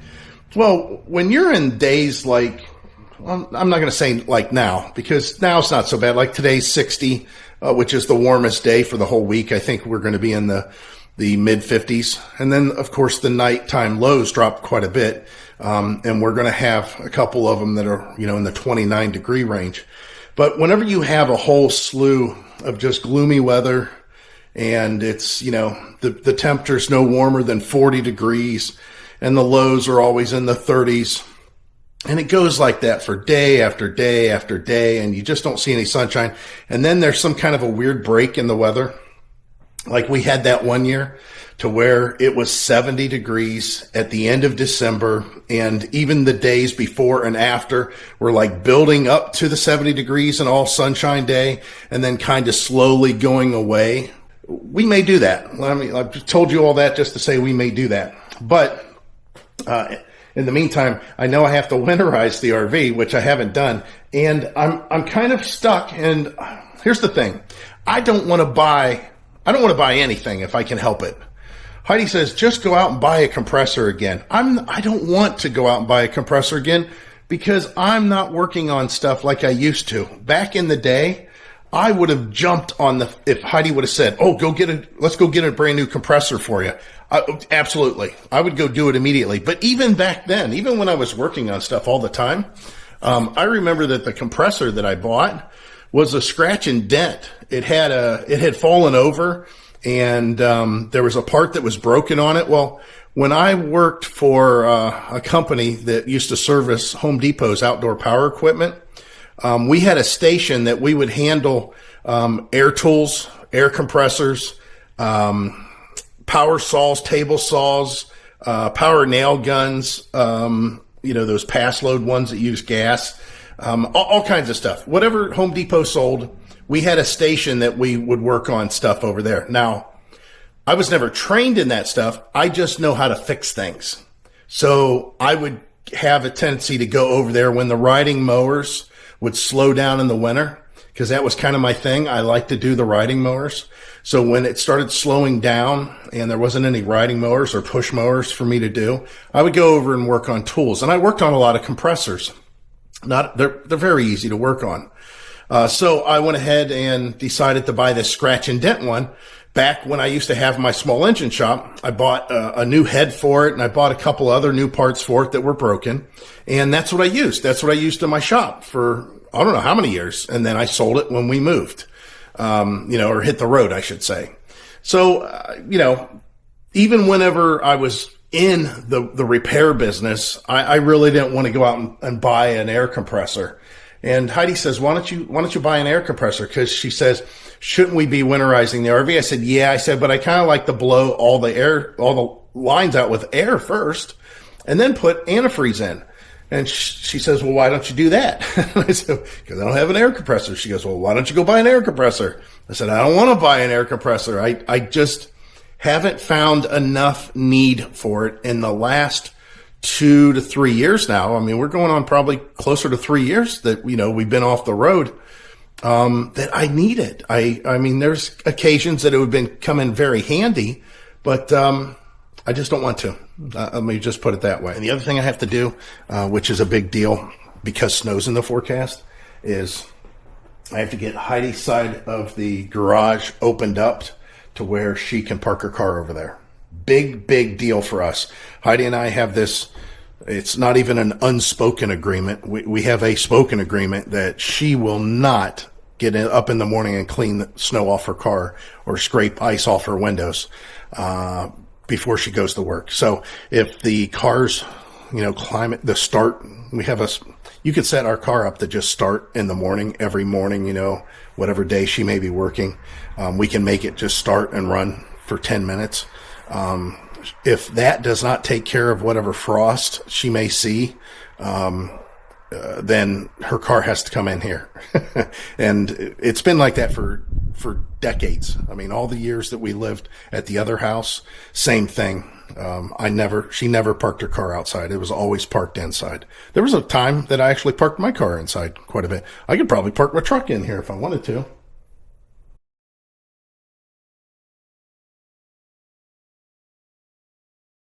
Okay, so maybe you guys want to see what this is like. I'm just turning a knob on my dash. That's all I'm doing. I'm going up real slow. I'm going very slow. And in the meantime, my steering wheel, it's turning on its own. See, I'm not doing that. I'm holding my camera. I'm not holding the steering wheel.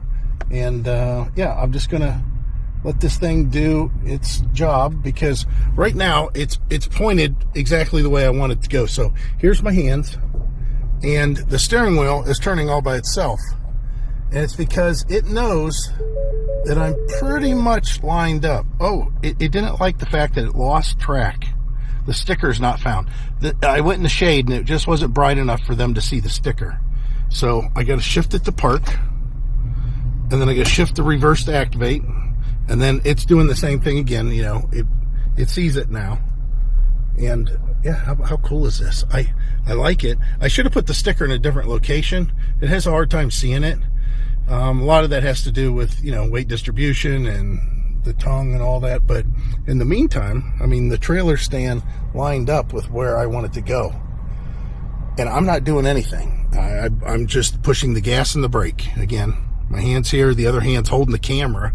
And here we go. I mean, it's steering all on its own because it knows where I want to go. Now I can see that it's slightly to the left more than I want it to go.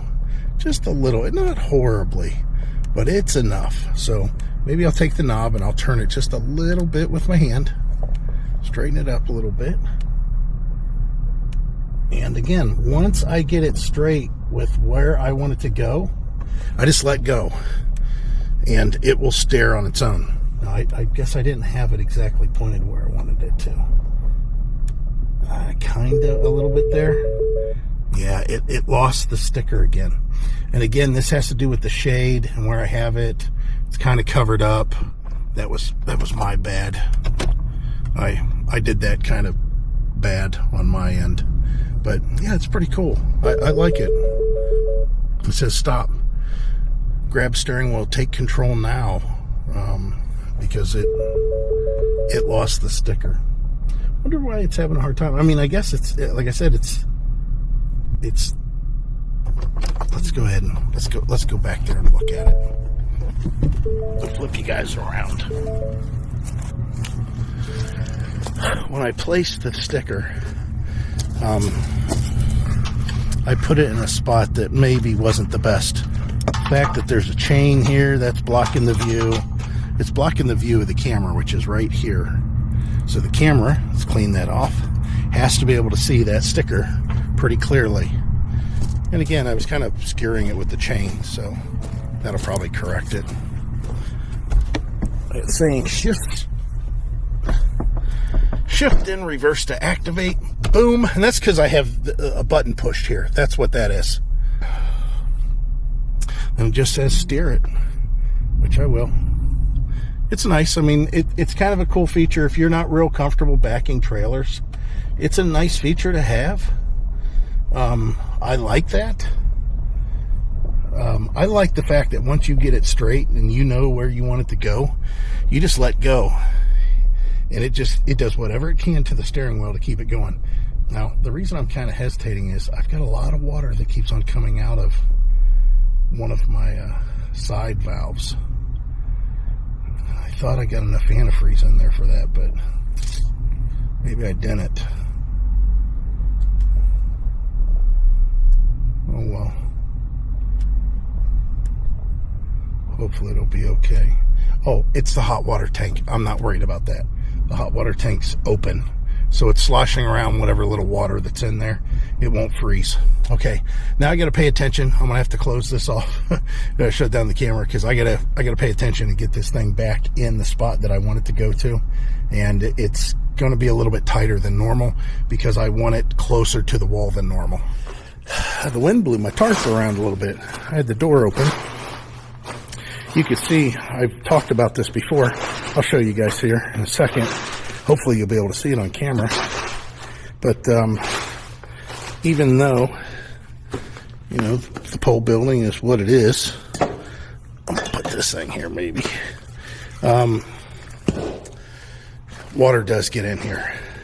So there's a little bit of water here. And this is after many days of rain. We had a pretty good amount of rain. So there's a little water here. There is a little puddle right here. There is always a puddle over here. Yeah, right there. It's a puddle. There is a puddle here. Kind of see. There's a puddle there. A little puddle there. And I think that's it. I don't see any more. I think there might be some water that actually leaks on the zero turn, but it runs off and causes a puddle there. I'm pretty sure it actually leaks back here. But since I put a triple bagger on here, you can see I got a triple bagger back here now for the leaves. I had to put the rock bar up. Yeah, there's a puddle there. So there's one, and there's one. But yeah, I mean, overall though, it'll keep the moisture from coming up out of the ground, I think, back here, which that's more of a concern than whatever water may come in and get on top of the tarp. I could actually poke holes in just the spots that there's little puddles. And in reality, I did in a couple spots. That'll allow that to do what it's going to do.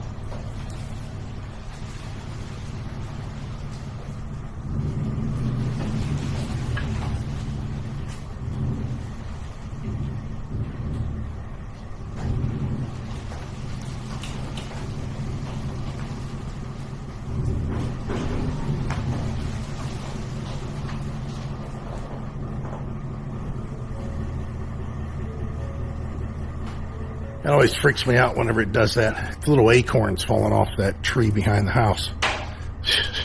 So, to get this utility trailer out, I mean, I'd have to move equipment. Now remember, when winter hits, this little plow tractor will be up in the garage for when it, so I don't have to come back here and get it and then go plow, which leaving it back here wouldn't be a bad idea either, other than the fact that I got, some work that I have to do on it, and might as well be up in the pole building, or I'm sorry, the garage, in case there's a problem. And the zero turn, of course, that can be fired up and turned sideways. Right now it's just kind of there. That's just where I parked it.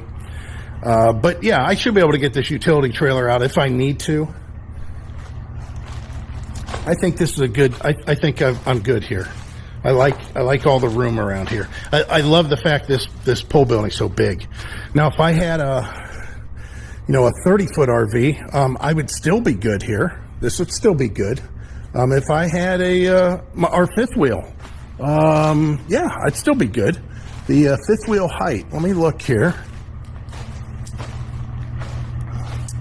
It'd be close. It'd be really close. I'd like to see, well, what the air conditioners would look like up there, but this is good. I'm happy with it here. So let me go ahead and put the wheel chocks in. Go ahead and disconnect. You can see how crooked I have the truck, and I've got it up against that door a little. I'm not touching it, but I'm just saying I'm up against that area more. All right, so I guess this is going to be the new view for a little while. Again, like I said, today turned out to be a beautiful day. I should knock out some of these leaves, but there's so many still on the trees, right? That's the nice thing of having the mower that I do. It can handle. No, this tree don't have a single leaf on it. That tree's dying. Oh, some of those trees don't look too healthy. It's real wet over there. Almost, when it rains, it's wet over there. And for some reason, they like to keep their leaves piled up around their trees, which just harbors insects and stuff to cause the roots to be attacked.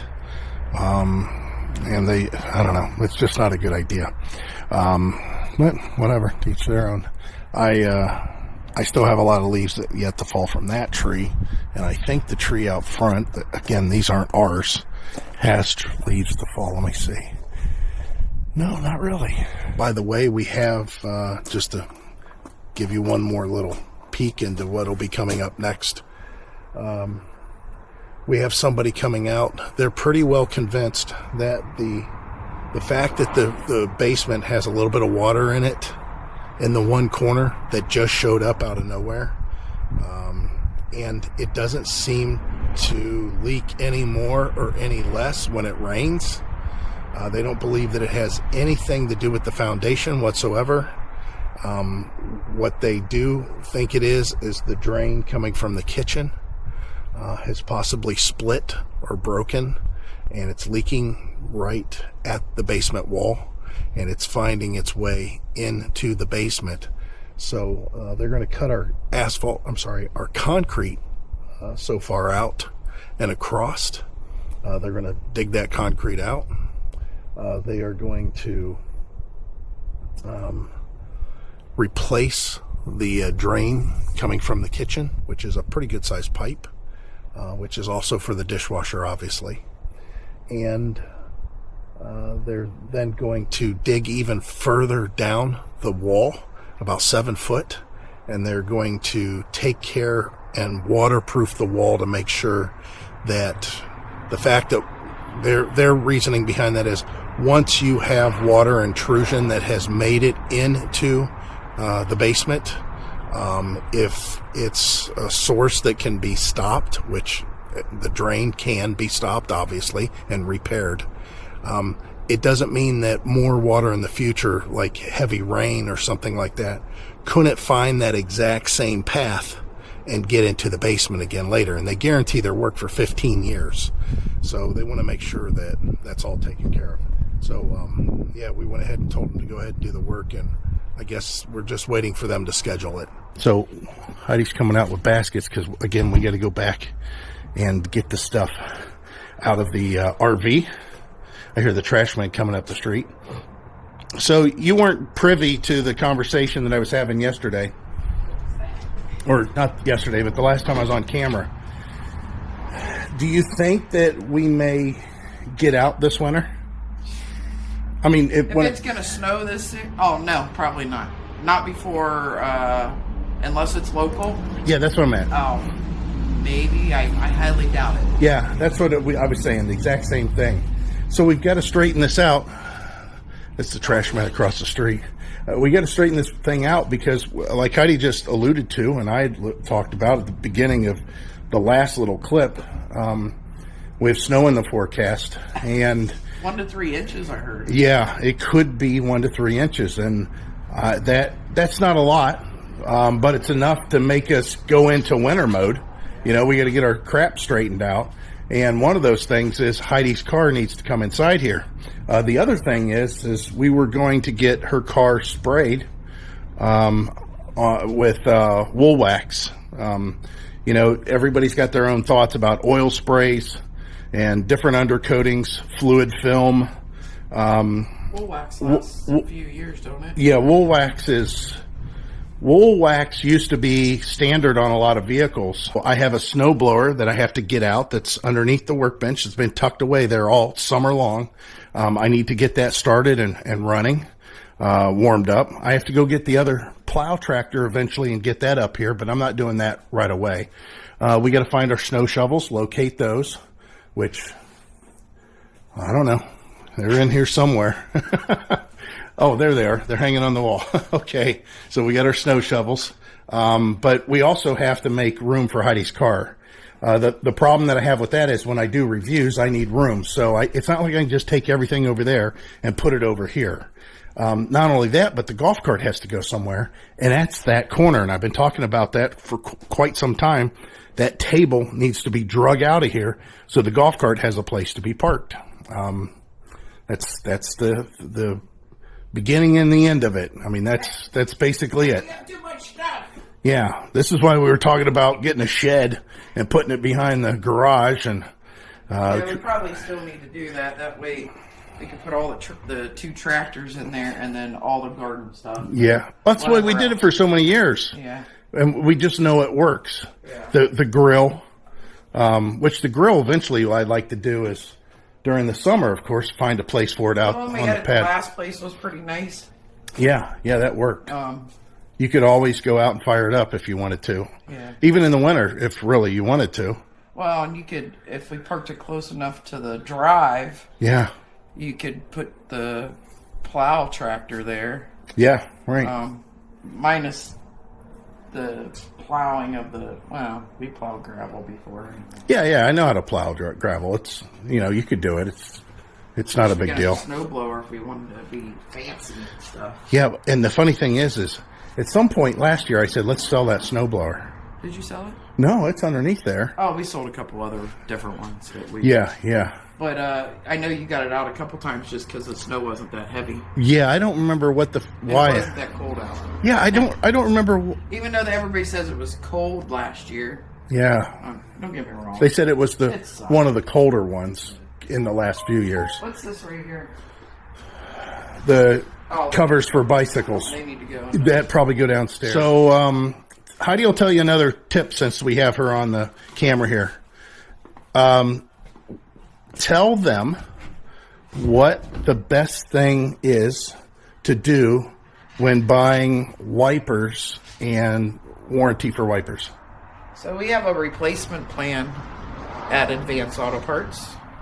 And how it works is you buy your blades, which most of them come with wiper blades. Yeah, any wiper blade. The majority of them come with a 90-day replacement, but we offer a replacement plan from $209 to I think $549. She's talking dollars. Yeah, 1 year or 2 year. And so it's for each $2.09 to $549 over top of the price of the wipers. Well, that's what I was trying to get to, but you have to talk for. Well, you just said $209. I thought you was talking about a size. Anyway, it's per each blade and how it works. Obviously, you have your manufacturer warranty, and then you have a 12-month replacement if you purchase the replacement plan. So you actually have a total of 15 months warranty on your wipers, which a lot of people say that they buy them like every year. So this would be a good deal for anybody that buys them often, which they don't last that long, unfortunately. So you buy this replacement plan at Advance. The first time you purchase it, you buy the blade. How much do blades normally run? Let's say $30 a piece. $30 a piece? Yeah. For even the cheap ones?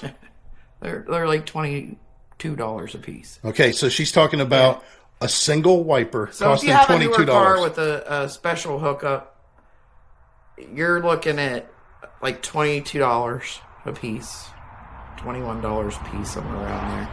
That's for the beam blade, the new style blade. Comes with all the adapters. Fits most vehicles. And you buy the blade, then you add the protection plan. And then the next time, and within 15 months, you come in and you say, hey, my blades aren't wiping that well. I got the replacement plan.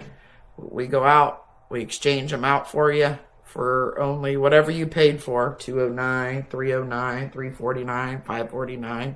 We have a 1 year or a 2 year. And so you don't have to keep buying blades every year. It's the main thing is to remember. Yeah. Remember you have that replacement plan so you can come in and take advantage of that. So and they'll ask you again if you want to purchase the replacement plan, and you don't buy the blades again. You just pay that $209 or $3, whatever the price is. So you basically buy the blades, and at the time of buying the blades, you buy the plan. Then you get on your phone and you set a reminder for, what, a year? Yeah. Yeah. Set a reminder for a year later to come back to Advance and get the blades replaced. Yep. And it's under a warranty. Yeah. So it's a good deal. Basically, it's like a lot of things. It's like buying a blade at full price, getting another one for $3. Yeah, I mean, if you bought rotors, they're a 2 year, and I believe the high carbons are 3 year. But like the 2 year, it'll offer you for $8 a piece an additional year. And how much do those rotors cost? Oh, that's all over the board. What's cheapest? I can't even tell you. $80? Yeah, so you're going to save a lot of money. But so, you get that extra year, or there's some things that have a year warranty. It'll ask if you want another year. You should always listen whenever you go into Advance. They should be offering you the replacement plan. It's a great deal. We'll pick up a little bit later here, and maybe we'll have Heidi's thoughts and my thoughts on what we foresee for next season if this season ends like we think it's going to. What we think is going to happen. And it'll just be us just spitballing. Heidi got in there. She did all of the stuff that was necessary. I took everything out. Acorn. She took everything out. There's a few things in there that are, like my iPad stand or what, not iPad. When's the last time I had anything? Anything? I never did. I had a iPod. You had an iPhone. Oh, I did have an iPhone. Yeah. I bought used. Yeah. It was that. It was like an iPhone 4 or something. Like that. Anyways, there's just a couple small things that maybe we'll grab, but they're not important to the story, basically, of getting this thing winterized. What? I probably grabbed that. What's that? I didn't. So what I need to do at some point, I plan on coming back out here. We'll put I'll put the cover on the RV, keep it bird friendly. I don't know how we're getting that. I'm pretty full. What's that? I got it packed. Yeah. So while Heidi was in there doing that, I hurried up and grabbed the mower and caught the leaves again that fell. Which, it's funny, it didn't seem like very much, but there's a little pile back there. I'm going to go ahead and fire that up. Let's come back and get this. Yeah, probably. That's why we have a golf cart. Driveway. Well, I'm going to make an effort next year, because I planned on this being bigger driveway. Well, I think that what we should do is all the way to the property line. Oh, my God. Can you imagine trying to keep all that? Well, we just put the fabric down. That'd be a lot. That's a lot of gravel. That would have to be, that is probably $3,000 worth of gravel. Yeah. Which, I mean, I think it's a little bit too much. I don't think we need to go that far. Okay, well, maybe here. 1, 2, 3. Then around the corner. We could do that and then make this more open. Yeah, make this. Yeah. We'll start up there a little ways and then make it curved a little bit and open up to all that. That would be pretty nice. So we had a chance to get down to the basement here. Heidi and I have been talking back and forth a little bit. We talked in front of the camera. We didn't like that it was repeating itself. So although we just talked about it, that's all the discussion that we've had about these topics of moving forward. A list of things that we do want. We want to get into another RV. We want something a little bigger. If a fifth wheel fell into our lap or we ran into a fifth wheel situation, we wouldn't be opposed to that. We liked the fifth wheel, but if we had our choice though, if we could find our Rockwood our travel trailer. Oh, actually, I'm not attached to any of those. No, I'm not saying attached. I'm talking about the layout and everything. Oh, it was travel friendly. Yeah. It was about the right size. It wasn't It'd be really too nice heavy. if we had something a little bit bigger than what we have with no slides, that we could go anywhere. Yeah, which I don't mind the slides as long as it's travel friendly. Right. Actually, we'll be probably visiting dealers this winter, doing some reviews, looking, If they'll let us. It's kind of strange how we started running into that. When we first started our channel, we could go to any RV place and say, hey, we just want to go around the lot and film and check it out. And they're like, oh, okay, no problem, just let us know. With the exception of one. But since then, we're finding a lot of places don't want to just let you go check out RVs. They want to get your name, want to get your address. What are you looking for? How much you looking to spend? All that crap. Yeah. And it's like, no, I'm just wanting to look at RVs because I could find one. Her and I could find one that we're willing to pay $150,000 for if it was unbelievable and it was perfect. We're not going to do that. But I'm not going to tell the guy, hey, I'll pay $150,000 if you got the perfect RV. Of course, he's going to bring us out on the lot and show us all kinds of crap. We would also, if it's a used RV and it's in really good shape, I'd be willing to find something that's only $5,000. But it clicks all the boxes. If it's in really good shape and it's a perfect floor plan and no matter how old it is and what it looks like, as long as it looks presentable, we could do that. It's just, it's hard to say what you want to pay for something when you don't know clearly what's available and you got to be in them. You got to get in them. So, like she said, we will definitely go check out some RVs at some point in time. As far as vehicle wise, we've already talked about that. I mentioned that just a little bit earlier on a clip prior to you coming outside there. It's funny because the truck actually weighs the same as the RV. And that's a thing, if we load up the RV is actually heavier than our truck. So that's, it's a thing. It's just a thing.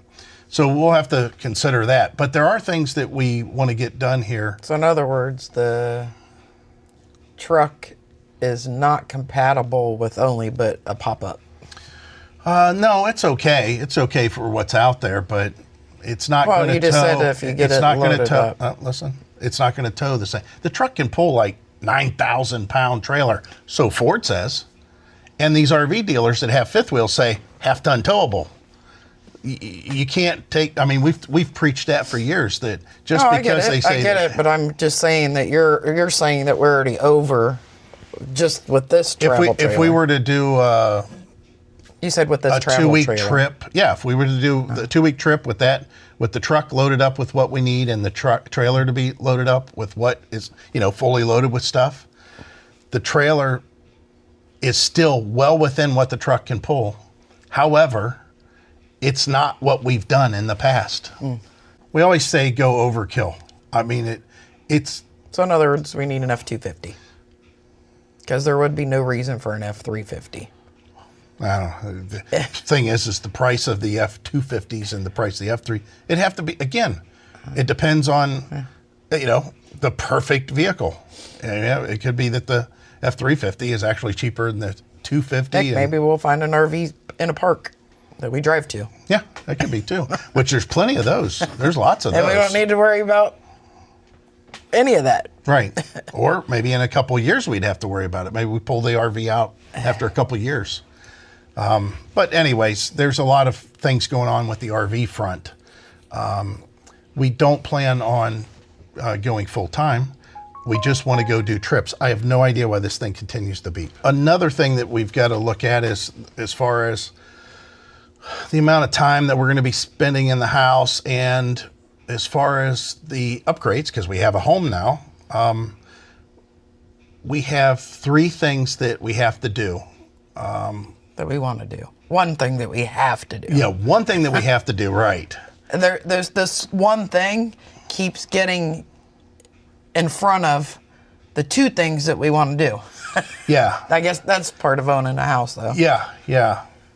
So, actually, there's 4 things. 3 that we want to do. Out of that 3, one of them is like, man, we should do it. The other 2 are just, this will be nice. And then we have one thing that we have to do. So I know that just confused you. One thing that we have to do.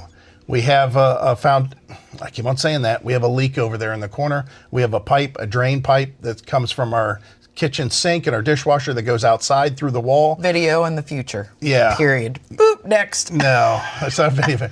We're going to have them come out and dig it up and do a fill. And Well, I'm just stuff like saying that. you'll update in the future for Yeah. sure what it is. But they got to do some excavating over there, and they're going to repair that area or that Waterproof pipe the wall. and waterproof the wall, which he's just concerned about in the future. The path that's already been created. because the water, Right. the basement isn't actually Now, let you know, waterproof. our basement, the water that we have going on over there, I don't know, once every 4 days we get a puddle about that big in the corner. Depends on how much water we use up. If I'm home, It's a little bit more. Yeah. Because running the water in the sink and the dishwasher. Yeah. We wouldn't have any leak if we just didn't run that stuff, but obviously that's dumb. So that's we have to get that done. The second thing that we should do, but we don't have to do, is the water softener. Replacing the water softener, getting a better filtration system for the water smell, whatever it is that goes on. Oh, I'm going to add another thing. Okay. Then, if we're getting a water softener, we need to replace all our water pipes. No, they're all copper. Oh no, I'm for all that. the valves and make it all plastic. Oh, I don't think about plastic. I like the idea we have copper. They can just replace the valves and put ball valves. The copper's okay. We had copper at our house and we got rid of it. Yeah, but it would be pretty expensive to replumb this. I mean, especially... I would like to get it replaced, honestly, if we're going to put ceiling in here. I'll have to think about that one. It's just the cost that's involved with all that copper. I mean, that's a lot of pipe. Well, we're not putting copper back in. It don't make a difference. I mean, just replacing all that pipe, the labor that's involved. Anyway. Because remember, every one of those pipes have shutoffs. No big deal there. But every one of those pipes go up through a floor, up through a wall. Right. So if we do that, we'll update you on that. Yeah. So then the other thing that these 2 things we want to do, but they don't have to be done. One of them is making this basement more friendly-ish, homey feeling. Yeah. More livable. Up to date. Make the paneling look newer than paneling from the 70s. A ceiling in the basement with some updated lighting other than just shop lights hanging everywhere.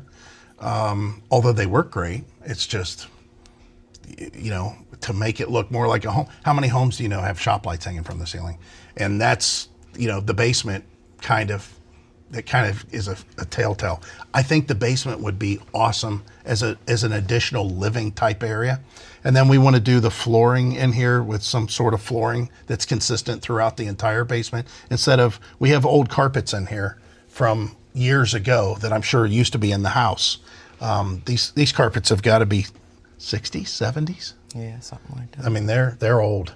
And the nice thing is, of course, the basement, like I said, for the most part, is pretty darn dry everywhere, except for that one corner just showed up.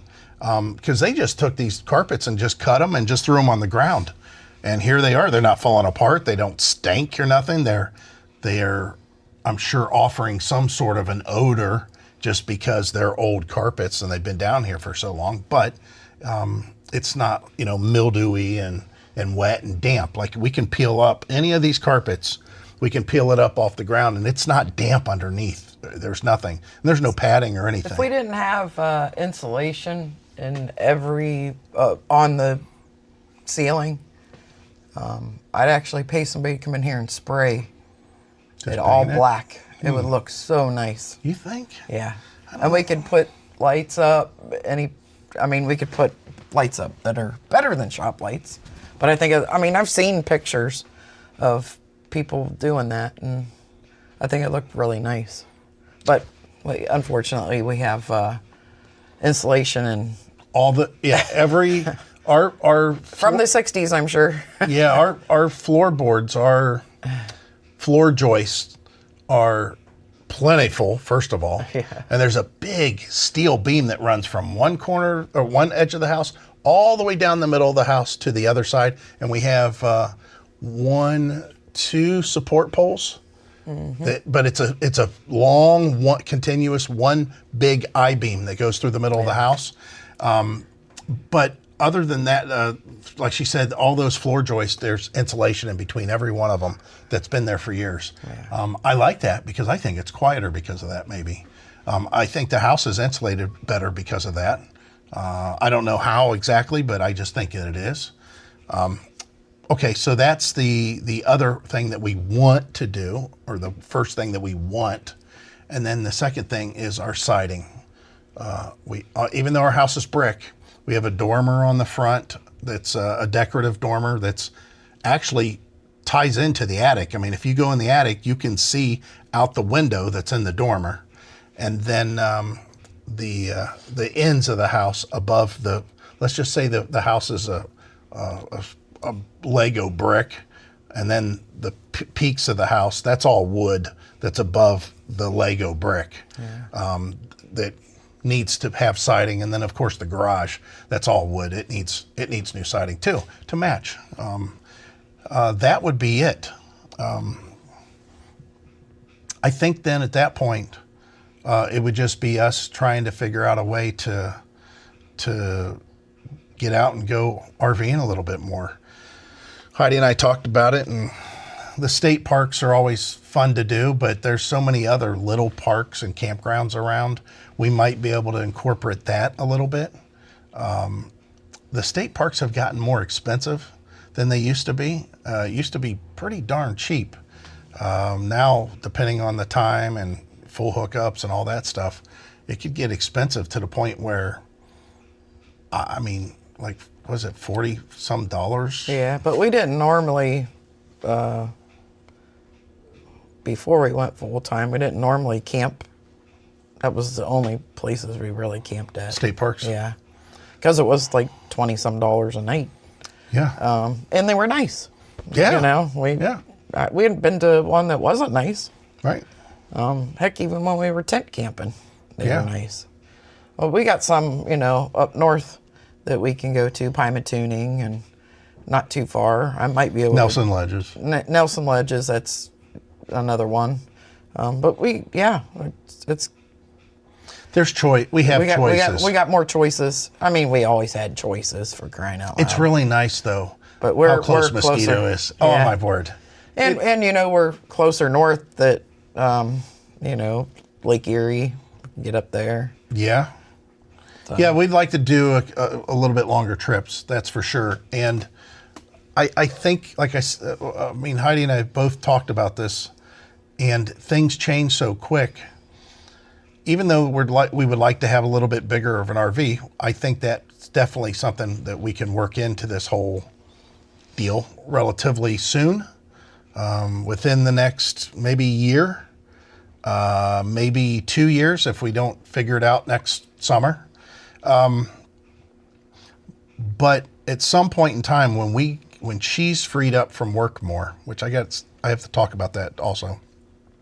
When she's freed up from work more, whatever that may be. Must have to get another job. I don't know what that is. No. Whatever that may mean, as far as her being freed up more. At that point, both of us enjoyed whenever we were on the road full time. We really liked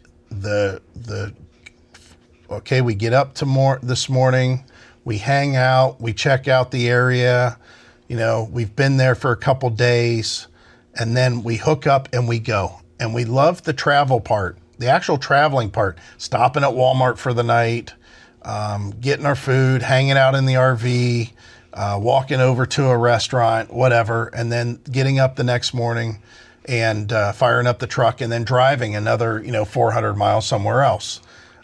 We enjoyed that part of things. I tell you what really probably turned us off on the full timing part is whenever it just became us living in an RV. I mean, it became just a day-to-day thing, living in the RV. I think a lot what added to that was the fact that we weren't traveling as much anymore. We were just going from one RV park to the next RV park to the next RV park, and it was all planned out, and they were all pretty much the same, and it was okay. Don't get me wrong, it was okay. It just, and a lot of that has to do with the weather. I mean, honestly. And as you've seen, whenever we stopped full-time RVing, it was in the winter. It was the middle of the winter, and we already had our whole winter planned out until May of exactly where we were going to be and how long we were going to stay. And it was so predictable and boring at that point. And we had been to a lot of the places already that we just, it made it seem like we're just living in an RV and it's a routine. I think there's really no getting around that part of things because of if we do ever go and travel more and we snowbird, but the fact that we always have a house to come back to. We weren't 50. We won't be 50. Yeah, we won't be 50. And we won't be younger. I ain't 50 now. Well, I was 50 when we started. That's true. So, but anyway. Yeah, so what's your other thing that you were? So I know there was no ill intent, and I know that it wasn't anything that was maybe done on purpose or anything, and it just was maybe an innocent observation. I don't go and clock in and clock out at a job. It doesn't mean I don't work. It doesn't mean that there's not income coming in on a regular basis. You don't have to explain yourself. I know. So I watch a lot of reels, and I always message them, and I tell them, don't spend time on the negative people. Yeah, right. But But like it wasn't when I so see that something like that, I don't think it was sometimes you negative. get blocked. Yeah, I don't think he was trying to be negative necessarily. I don't know about that. But there's people out there that actually think that Heidi works, and Which I do, and that I don't work, or that I don't even know what they think that I do all day. Then it doesn't matter. Yeah, I mean, he explains and shares way more than I would. Yeah. He even shares stuff that's my stuff that I don't care for him to share. But the thing is when it comes to money, I don't know why we even share any part of that. Yeah. And we have, we do what we do. And, it's been like that for years. And we share, but the money thing just it really drives me nuts because that, it drives me nuts because look at them over there. Look at that. They got this new truck and all this stuff. And it drives me. We can't. And it's everything that you do. It's, it's like there's a tier. You're in a tier. And it's just like, it's like when you camp. Who cares what you're camping in?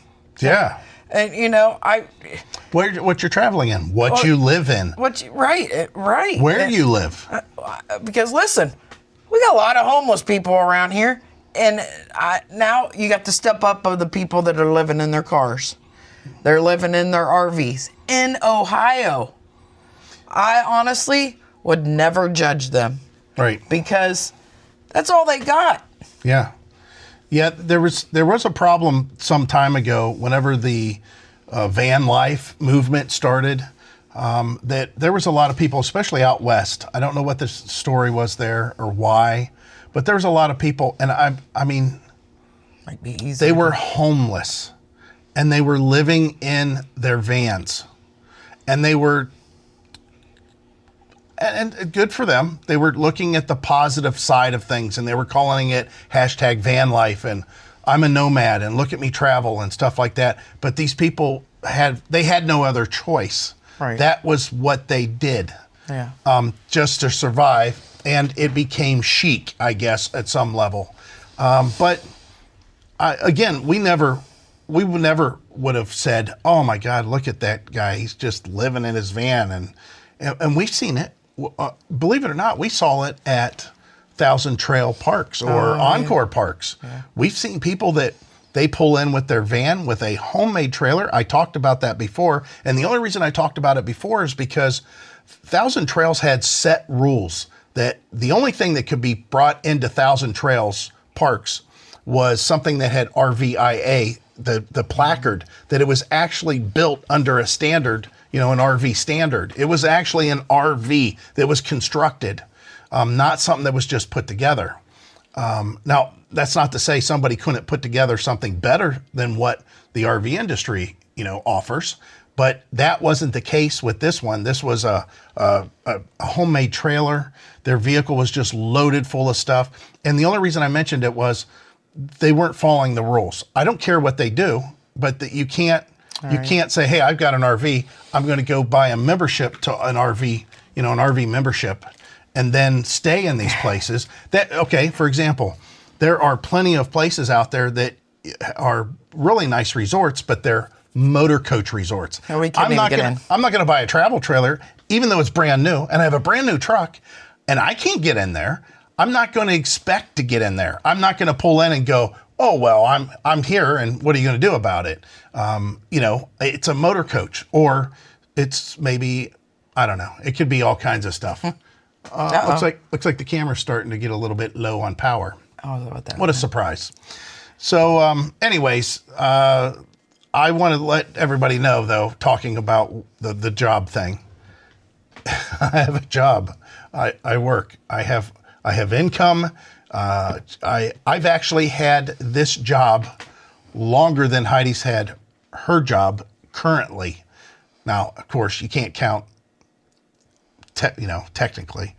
She's had the same job for many, many, many, many years. 27. Yeah, 27 years. But I've had this job since maybe 2010, full time. I stopped my small engine shop at that point, and I started doing this full time. And there's a lot involved with this, a lot more that's... So if they watched our YouTube channel... They would. Well, you know what? Quit explaining it. Who cares? Because they still have questions. They still don't understand. They have questions about something that's none of their business. Well, it is. They're watching our videos, and they just assumed. That's the thing. They assumed. That's all. Yeah. It gets on my nerves. Yeah, I can't stand it. I mean, who cares? Yeah. Who cares how we pay our bills? Yeah, it's kind of funny. And I'll tell you right now, you guys would be shocked with some of the income that I have that I generate. And you would be shocked by the income that Heidi generates. And it could go both ways. It could be both ways. I'm going to have a shocking year. If we're talking about money. Oh yeah, well, And you can cut this out, but no, that's okay. It's all right. But yeah, it could go either way. It could be. I'll have to say between her and I this year, We did pretty good. We're in a different tax bracket. Mm-hmm. We haven't been in that tax bracket for a while. Yeah. It's been a while. Yeah. So it's different. It's just different. But yes, I have a job, and yes, I'm working. I'm hungry. Heidi's hungry. You know what? I'm a little hungry too. So that's what we wanted to sit down and talk about. We want to close out this video. I don't know how I've chopped it up. Hopefully I've chopped it up enough that it's watchable. And It would be really nice if something looked different here, but it'll probably look the same next video. Yeah. We'll get there. And it might look worse outside. Yeah, it definitely is. We're losing that concrete outside the door. It's going to be a gravel area until we find somebody that maybe pour concrete, or we may do something different. Don't even require concrete. We don't know. But that's it. I guess we'll talk to you guys whenever we have something better coming up, and we have more to tell you. But stay tuned, because I think the channel's going to change. We're going to start really hammering out, I think, the reviews on RVs. I like to go start shopping for RVs or looking at RVs again, talking about them. And I think our channel, we might start popping out shorter videos more often. I don't know exactly how that's going to be, but we know that people enjoy watching us do projects, and they enjoy us doing RV shopping, and they don't like so much us traveling and, you know, except when we go to a park and show them the park. Other than that, they don't like the whole look at us and look at our scenery and stuff like that. That's fine. We've never been about that anyways. That's something you guys should experience, I think. Well, that was always like. Yeah, we don't like watching that. I like watching a little bit of it, but I don't want to know too much. Yeah, I just want to see, is it a place I'd like to go to? And that's pretty much it. I don't need to see anything else about it. So that's our direction. That's what we're kind of wanting to do. But I hate telling you guys what we want to do. I'd like to show you what we're doing. So hopefully that's what we're going to do. But in the meantime, we're closing this out. We got to get something to eat. As always, we hope to see you out there. Bye. Bye.